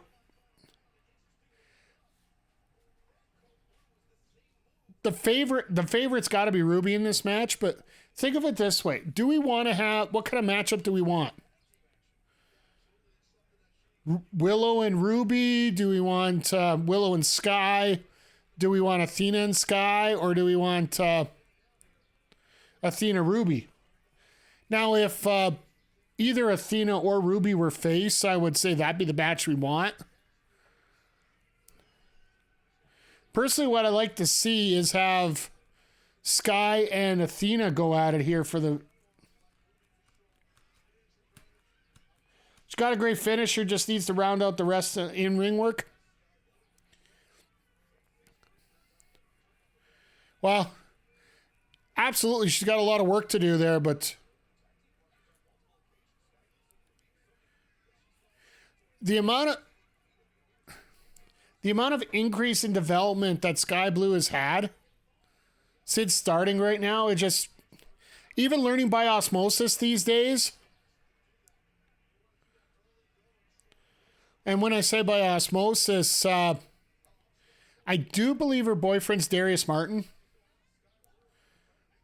So if she needs to learn anything about high flying, I think she's got a great source available. One of the most naturally gifted high flyers ever.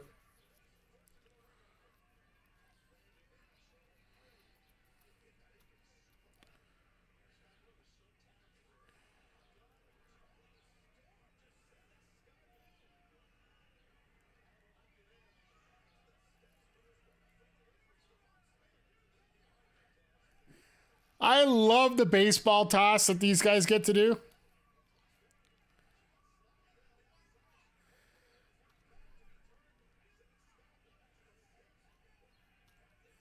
She's like, no, I can't leave. Oh, wait, let me get the title. Oh, I can't leave. You're not making me leave. I'm sorry. I don't want to go. I'm sorry. See, back in the day, you know, that's what we call a disqualification. I think that would make a lot more sense here. And, you know, you can get this match over very quickly. If they could actually start implying some of that in these matches, you know, and the fact they get embarrassed a little bit more like that, I would love to see it.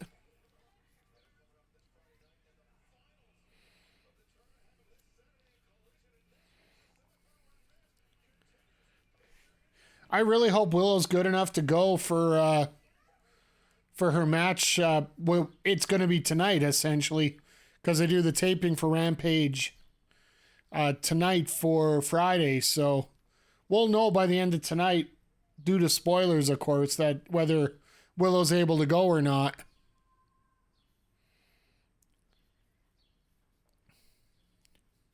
But if you guys get a chance, if you want to see some local talent go on, make sure you check out Ring of Honor this week. We got Ava Lawless making her return to AEW TV. I'm sorry, I'm calling it that. As she's taking on a returning Layla Hirsch. Whoa! I call this a sucker riot. Come on, boys. Let's take him to school. Oi! Oi! Oi! Oi! Oi! I love that segment. Our local establishment. I'm going to have to throw you guys out another one. Hey, Andre.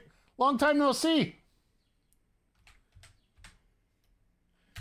I hope the Secret Invasion talk was a lot of fun. There's your shout out. I'm starting to get better at all this shout out stuff. I wish my Stream Deck was a little better for that, but you saw a great episode of Dynamite so far. We're getting the finals of the tag tournament are set. And Ed, how are you doing, my friend? I'm assuming that's you behind the OLE account tonight, as you guys are heading up the Secret Invasion talk for this week. I've been wanting to watch, but I'm behind. I only got a chance to watch the first episode so far. I usually watch them during breakfast on Thursday for watch the episodes. Then I try to watch the review shows after that. So if you guys want to see a lot about wrestling, a lot about just finished, binged our episodes once you get caught up. Yeah, but I need 4 hours to do that, man. Wait, we're on episode 4, throw it 3 hours. So, hey, Astrid, how you doing? Hope you're doing well, and I hope Ed reminds you again not to watch if you haven't watched the episode yet. I saw that clip and I just laughed. We are right now part of our semi-main event here. I'm trying to give it a little bit of hype here with Skye Blue taking on Ruby Soho for a spot in the finals of the Owen Hart tournament. I love people screaming outside.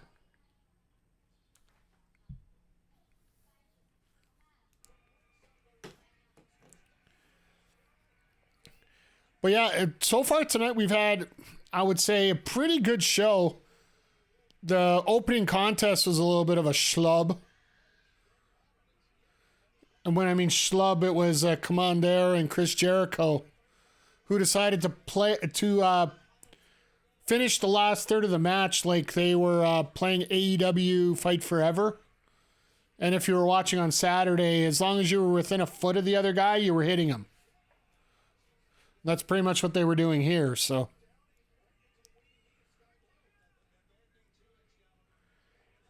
Wow. Love that. It's so funny. You watch Skye Blue and you see those glimpses of what can happen here. Like, we were talking about this earlier before she came in. She's got a hell of a finisher. She's got the basics. She just needs to grow a little bit. And she needs to polish things up here. And it just, you see these little glimpses of greatness out of her. And Ruby's doing a hell of a job getting her over here.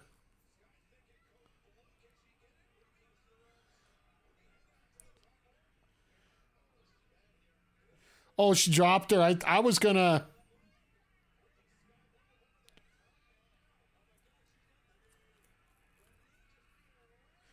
Look at that knee bar. Oh, now into a crab. I think the knee bar probably would have been a little bit harder.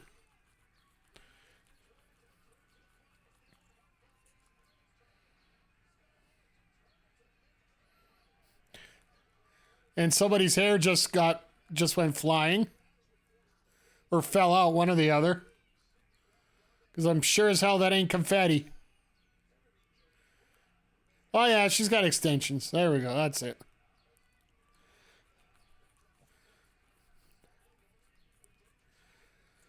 Ruby's so vicious, she's ripping her hair out.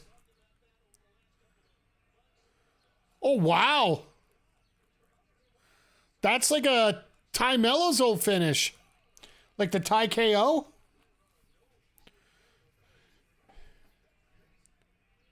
Except instead of doing it through a gory bomb on the back, she ends up doing it from the front. Like a Road to Valhalla or a Jaded, right? That actually was a pretty damn good spot. Oh, God.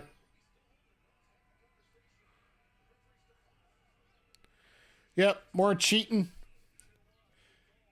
Don't you just hate it when your extensions fall out? Yeah, I know. I got that hair problem myself. All right.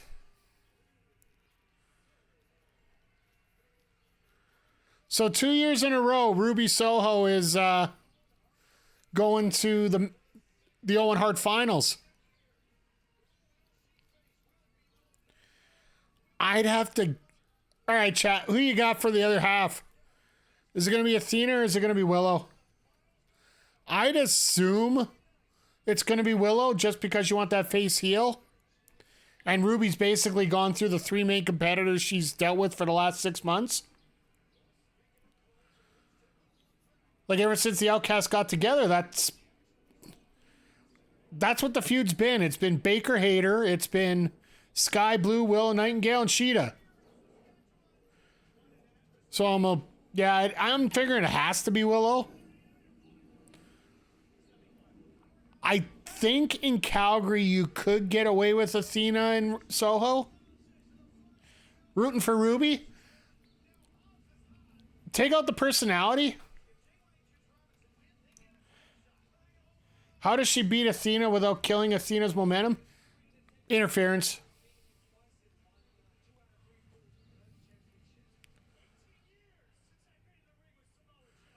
Because who is... Hasn't Athena been fighting with somebody in ROH? They just had a street fight. I think it's Kiera Hogan. You have Kiera come out. That's a push for the pay-per-view. As well as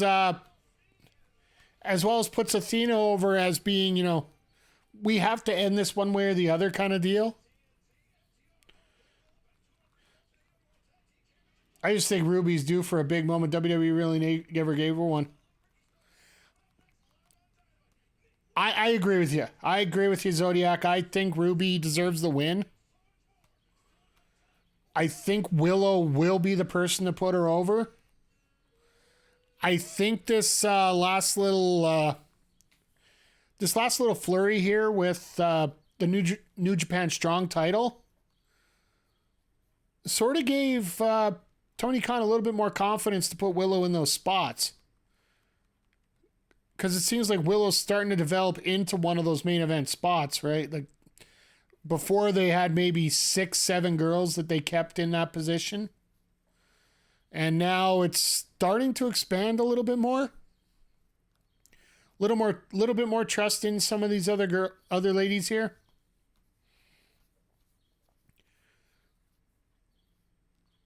And I think the fact that there's more writers in the ear of Tony Khan here might actually be a very big blessing in disguise here. And that wasn't planned, right? Because of Mercedes' injury? No, that happened in the ring. The New Japan Strong title match. Yeah, that injury happened in the ring, and to have a brand new title and having someone have to vacate it the second that they win it, they don't want to do what they had to do with Finn Balor back in SummerSlam with the Strawberry Jam title. That was in 2015, I do believe, that Balor won the match against Rollins, but due to a separated shoulder, had to vacate the title the next night for a brand new title. That, while that would hurt in WWE, that is massive damage, no pun intended, to all the local wrestling fans. That is massive damage to a title in Japan. So it almost puts it as a curse point here. So that would have been called in the ring. And the reason I say that is the first title defense in Japan, she lost title. She did have a couple title defenses here in America, or in North America. I know one of the more notable ones was Rachel Ellering on ROH.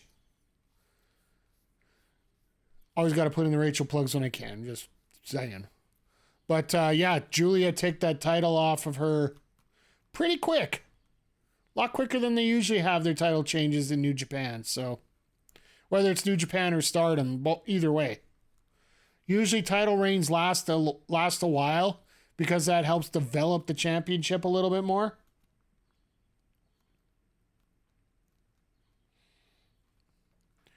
All right, here we go. Our main event match, which I'm assuming is going to get about 10 minutes here because they still have our main event segment to get into.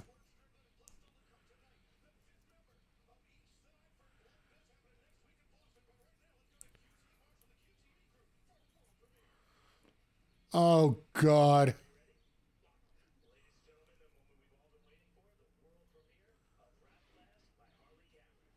I thought this was going to be on Rampage. Okay, that Wonder of Stardom Championship, hot potato since Katamani drop. Okay, I stand corrected. But I'm assuming that title's been established for a while.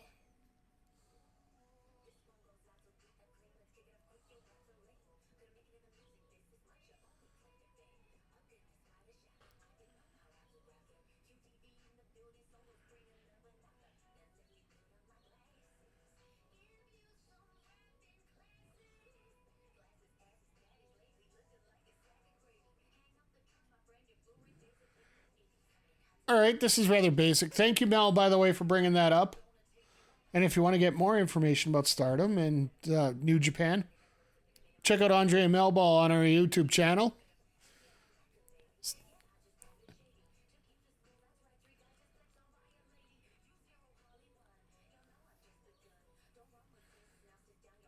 All right. I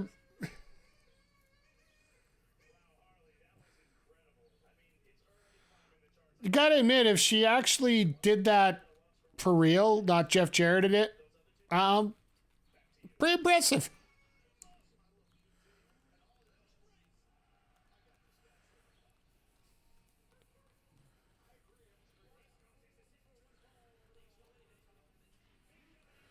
But no, I definitely see not every title's like hell. You look at the TBS chat. Well, here's the best example I can give about a championship hot potatoing and losing its value. The TNT championship here in AEW. I think that belt's been in more laps than a napkin. Pardon a joke on a different area. Justin James, a real double J. Yeah, absolutely. JEFFJRRDT. Which really should be JEESE. Jeezy? God, I gotta learn how to talk better. Gee. Well, Nana likes to dance a lot. Let's put it that way.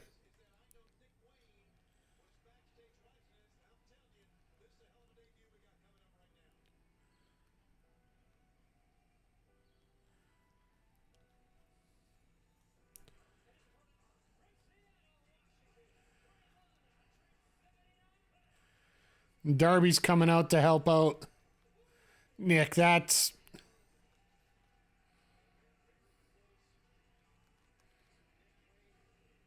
Oh, he's just coming to say hello.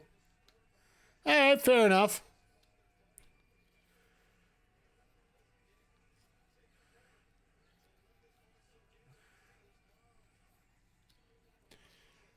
Just imagine this guy's like...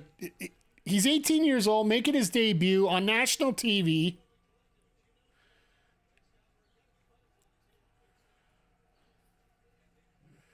The first thing he's looking at is looking at the sky at his father. This is where Swerve comes in and says, "Your daddy's not up there."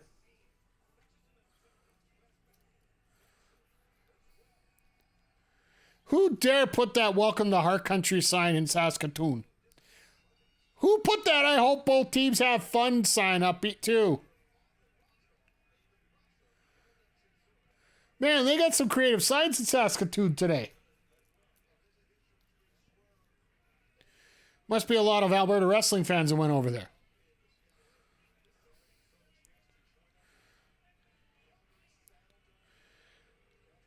So that's going to be fun here. They got Collision and Battle of the Belts coming up on Saturday. Saturday stream, I'm planning to have it after Collision's completed. I'll watch Battle of the Belts on tape. This Saturday, we're going to be doing Melty Blood Type Lumina as part of the Backbreaker Fight Club and the Evo Showcase. We got 2 shows to go, and we got 3 weeks to do it, so we got to get through her here. So it's one of the unique fighting games I don't know much about. So I have it on the Xbox, and I want to see what we can do with it, so...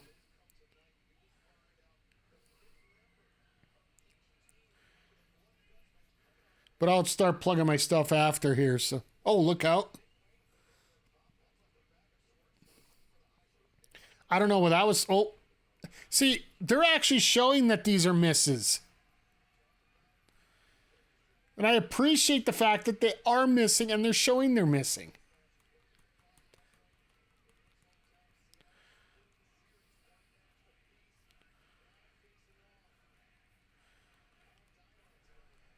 This crowd is all over it. I love it. You know when a crowd actually understands the gravity of a situation?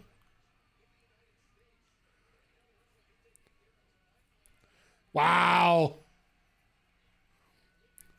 Maybe it's just me. Like, I'm not, like, don't get me wrong, I'm not making a comparison. They're not the same. But this kid is giving me Osprey vibes. Just from the little I've seen of Osprey and the little I've seen of Wayne. I've seen some of Wayne. I've seen some of Osprey. Just the look, the demeanor, the ability in the ring. Like a young Osprey.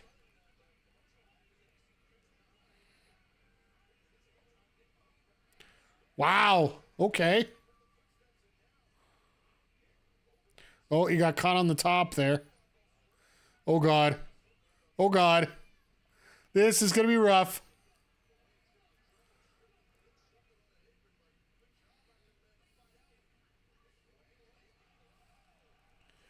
This guy's popping off here.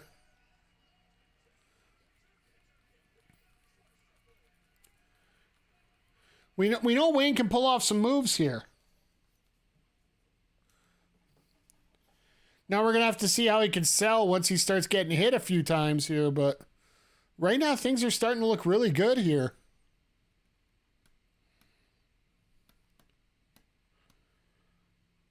I think this is going to be a very good debut for... And right in front of Mom, so that's even...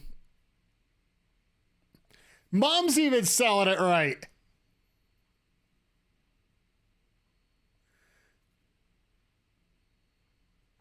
It's like, come on, what are you doing, man? Disappointed and angry because she's not getting sad over it. Because she knows her boy can take care of himself. Down with a cover, hooks a leg. Oh, nice. But yeah, oh, they're... I got a feeling this isn't going to take up much time after the break comes back. They're probably going to finish up pretty quick because... Yeah, they're going... I guess in old school wrestling, once you start seeing people go up to the top, you know it's pretty much near the end. Like you would see Savage go up for the elbow and Demolition go up for the Devastation device. Or Demolition device. Legion of Doom going up for, yeah. Oh, God. Nice. Swerve with a nice little move there.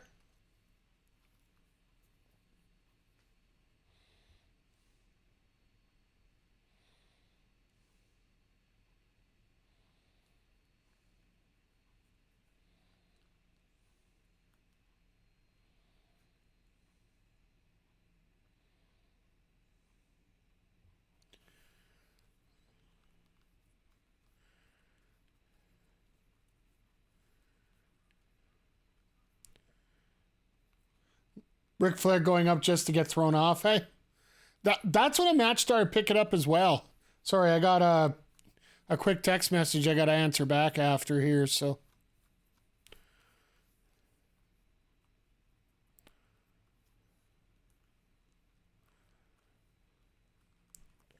As we come back from commercial break here.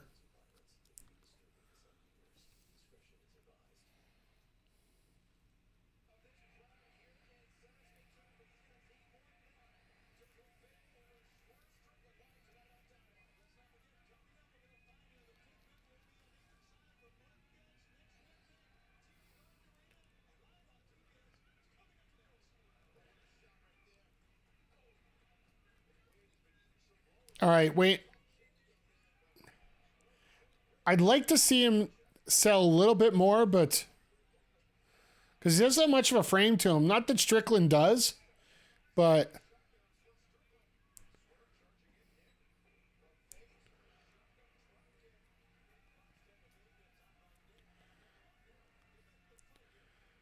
you know what? For a first match, he's doing a hell of a job. I don't know what you guys think, but I think we'll have to reserve judgment till the end of the match, but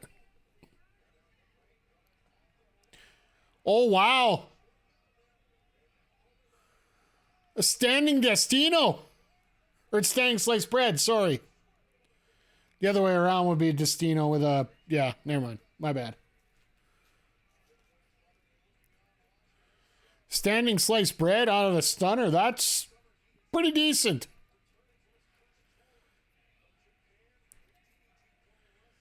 Oh, that's right. Wayne did go over to Japan with DDT.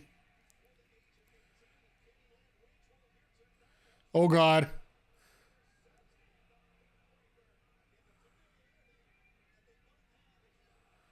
Torture rack double. That's a shock treatment from Abyss. If you remember the big man Abyss from Impact, he used to call that the shock treatment. Torture rack position and drop into your knees like that. Of course, when he was 350 pounds, that meant a lot more, so.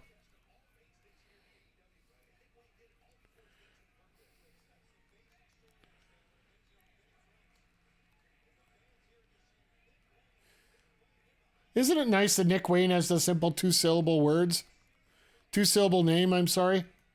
And just...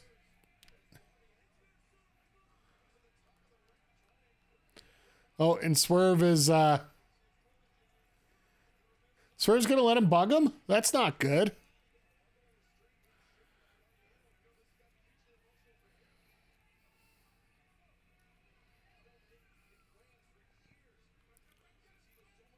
Which one was the black hole? The black hole was, who does the black hole now? Jesus!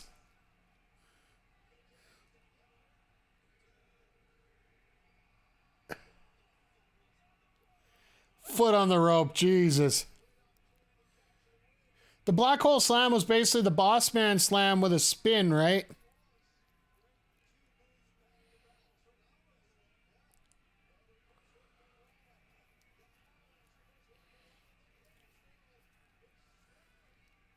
Oh, they call that Wayne's World. Okay, that makes sense.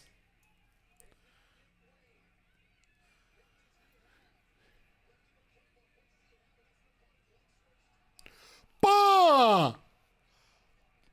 How is Wade not dead? Yeah, no, he's dead now. That's the finisher. I remember Abyss. Yeah, that was his main finisher. Sort of, if you're playing Fight Forever, the shock treatment would be a bit of a signature, while the black hole was definitely the finisher.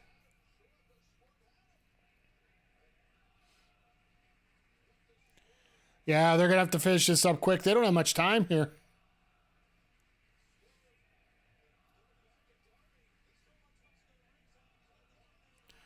Oh, and there goes the arm.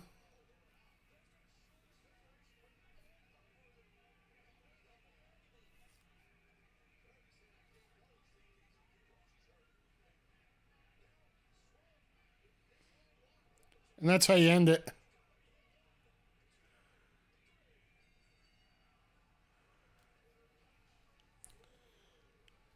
Yeah, you're never gonna win your debut in AEW for some reason. But you're definitely gonna get yourself over. Well, unless you're a very top guy. If you're one of these indie guys coming in, you're gonna lose your first match. But they are definitely setting up a story here between All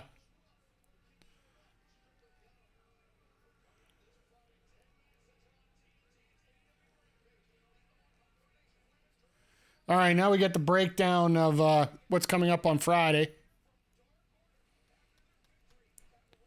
Man, I can't believe the pop the Dark Order got during the show.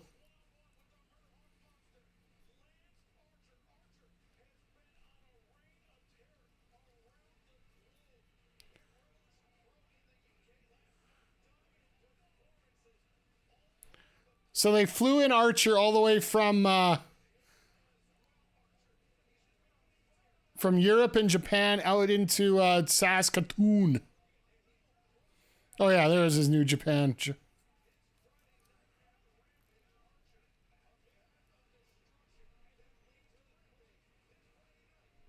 I'm just glad Archer's going to get back on our TVs a little bit.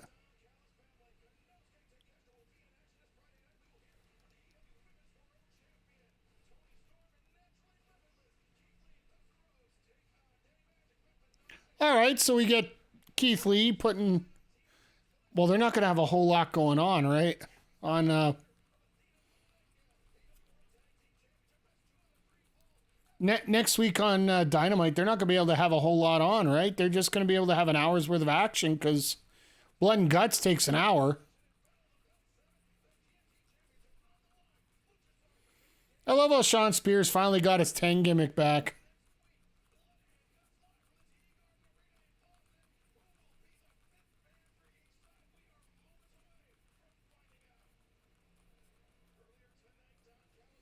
They aren't even going to a commercial break before their final segment because they know they're going right off. That part where they're doing all the running off, they normally do right at the end. And they did it right now because they know they're going right off the air with Chaos, right?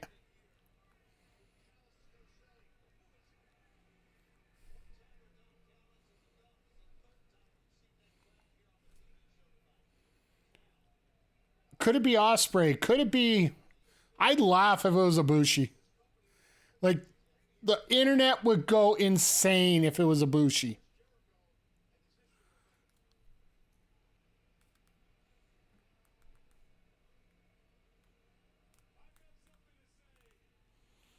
Nobody wants to hear you except for this time because we want to know here. I came from McSugar. I love it. Mike McSugar, local talent.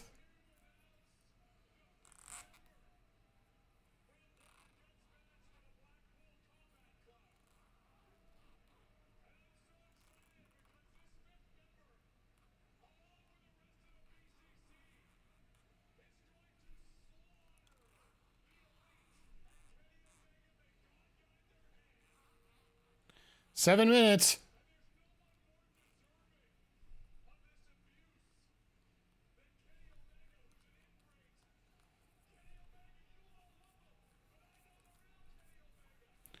Oh my.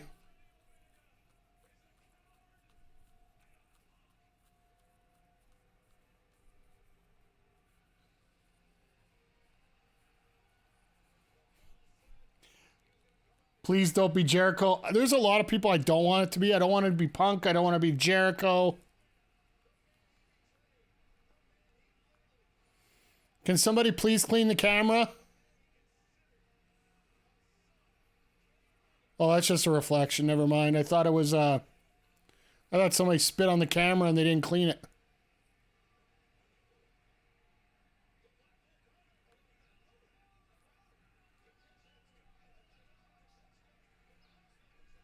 Is that Pac? Yep. There we go. Looks like we found our fifth member. Somebody got their visa issue straight.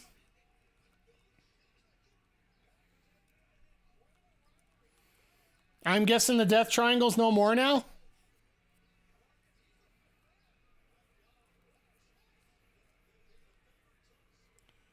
I will say this will be a little deflating for a lot of people. I think there could be worse people. Don't think this is a knockout. I honestly think you don't go for anybody that big right now because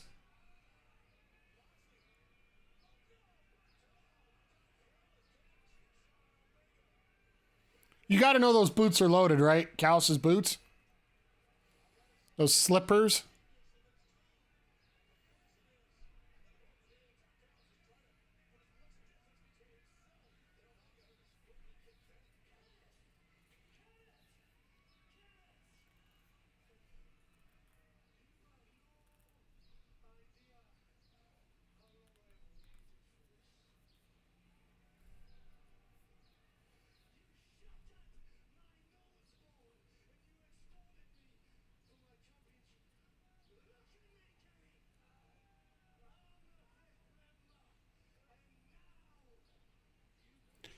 If it's a Bushi,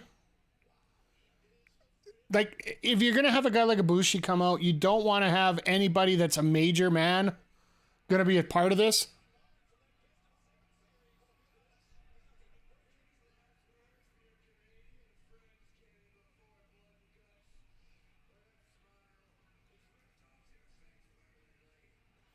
Watch this be Jericho. Jericho's their fifth man.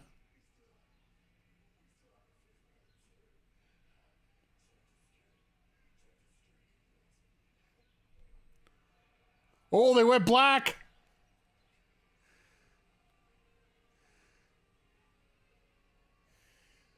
They aren't bringing them in tonight. They're just showing the screen. Yep, there it is. My God, I just got goosebumps. As much as you think it's going to be, it is. My God, next week. Time to change the game once again.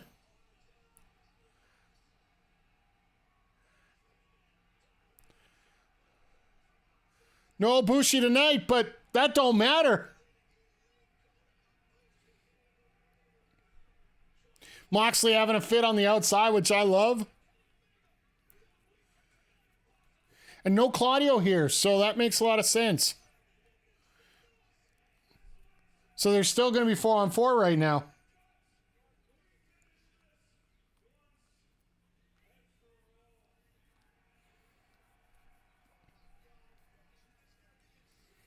Oh, and here come the Rent-A-Cops, a.k.a. local town. Oh, there's Michael Rich Clark right there.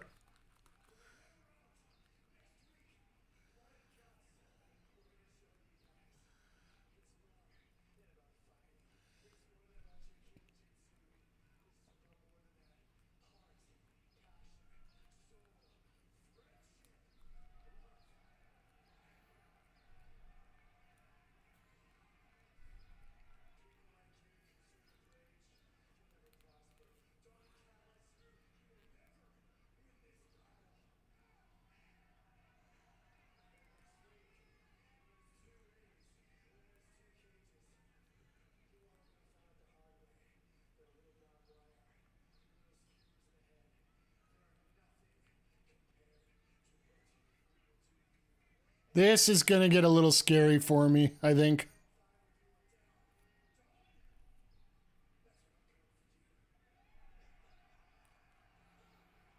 Good thing Callis is wearing dark clothes.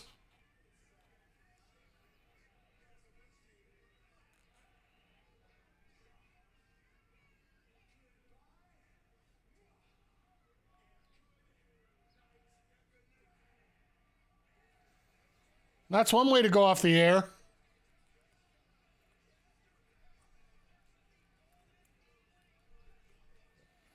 That's going to be a hell of a match. Like I'll admit, once it gets overly bloody and violent, you might see me cringing here for the last 10, 15 minutes of it, but it's going to be a hell of a show to watch. Like Kota Ibushi adding to this, like he has said he wanted to come to North America and he wanted to make a difference. If you want to make a difference, that's the guy to make that. This is where to make the difference. As we're going off the air right now, like all in all, like you're ending on a very positive note here with Kota Ibushi being announced. That match between Swerve and Wayne was absolutely fantastic.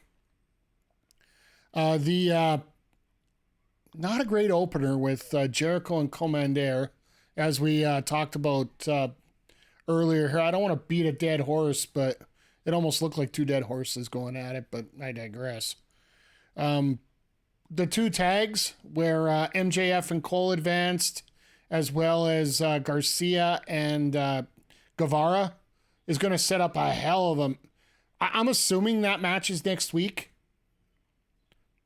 And this is a way to keep Max on TV without having to defend the titles. So it actually makes a lot of sense to do this here. But you do that match for the finals next week. Give it a week off to breathe. And then the Saturdays when they do the tag title match. So this makes all the sense in the world to have that there. Because you're not going to be able to have that many matches in Boston, right? So, yeah. All in all, like having Ruby win over Skye was more than likely the right choice. I would say that we're pretty safe to say. And all in all, a solid show. Let me know what you guys' thoughts are on it, and we can chat about it here. Just about to wrap things up here for today. Other than that, it's been a great week of wrestling.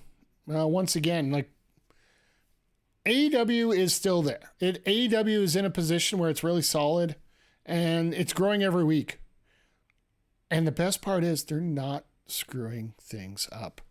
It sucks to see guys like Brian Pillman Jr. being not having the contract extended, which was announced earlier today. So we're not going to have the Varsity Blondes in an AEW ring anymore. Who says they can't sign him again later? But it just seemed like Pillman's time just ran out. In many ways, he felt like me, to a lot like Jungle Boy in some ways, and they didn't do anything with it. And Pillman's a good kid. I hope he gets a better spot moving forward, but I hope things are good for him. Love to see him up here on an indie show. I'm sure Dungeon Wrestling will have him in for a show or two. Andre, you're having a little bit of an orgasm here with Ibushi showing up and Pac on the other side. Kota Ibushi, like, we'll have to get into this here, but Ibushi said point blank he wanted to make a difference in coming to North America.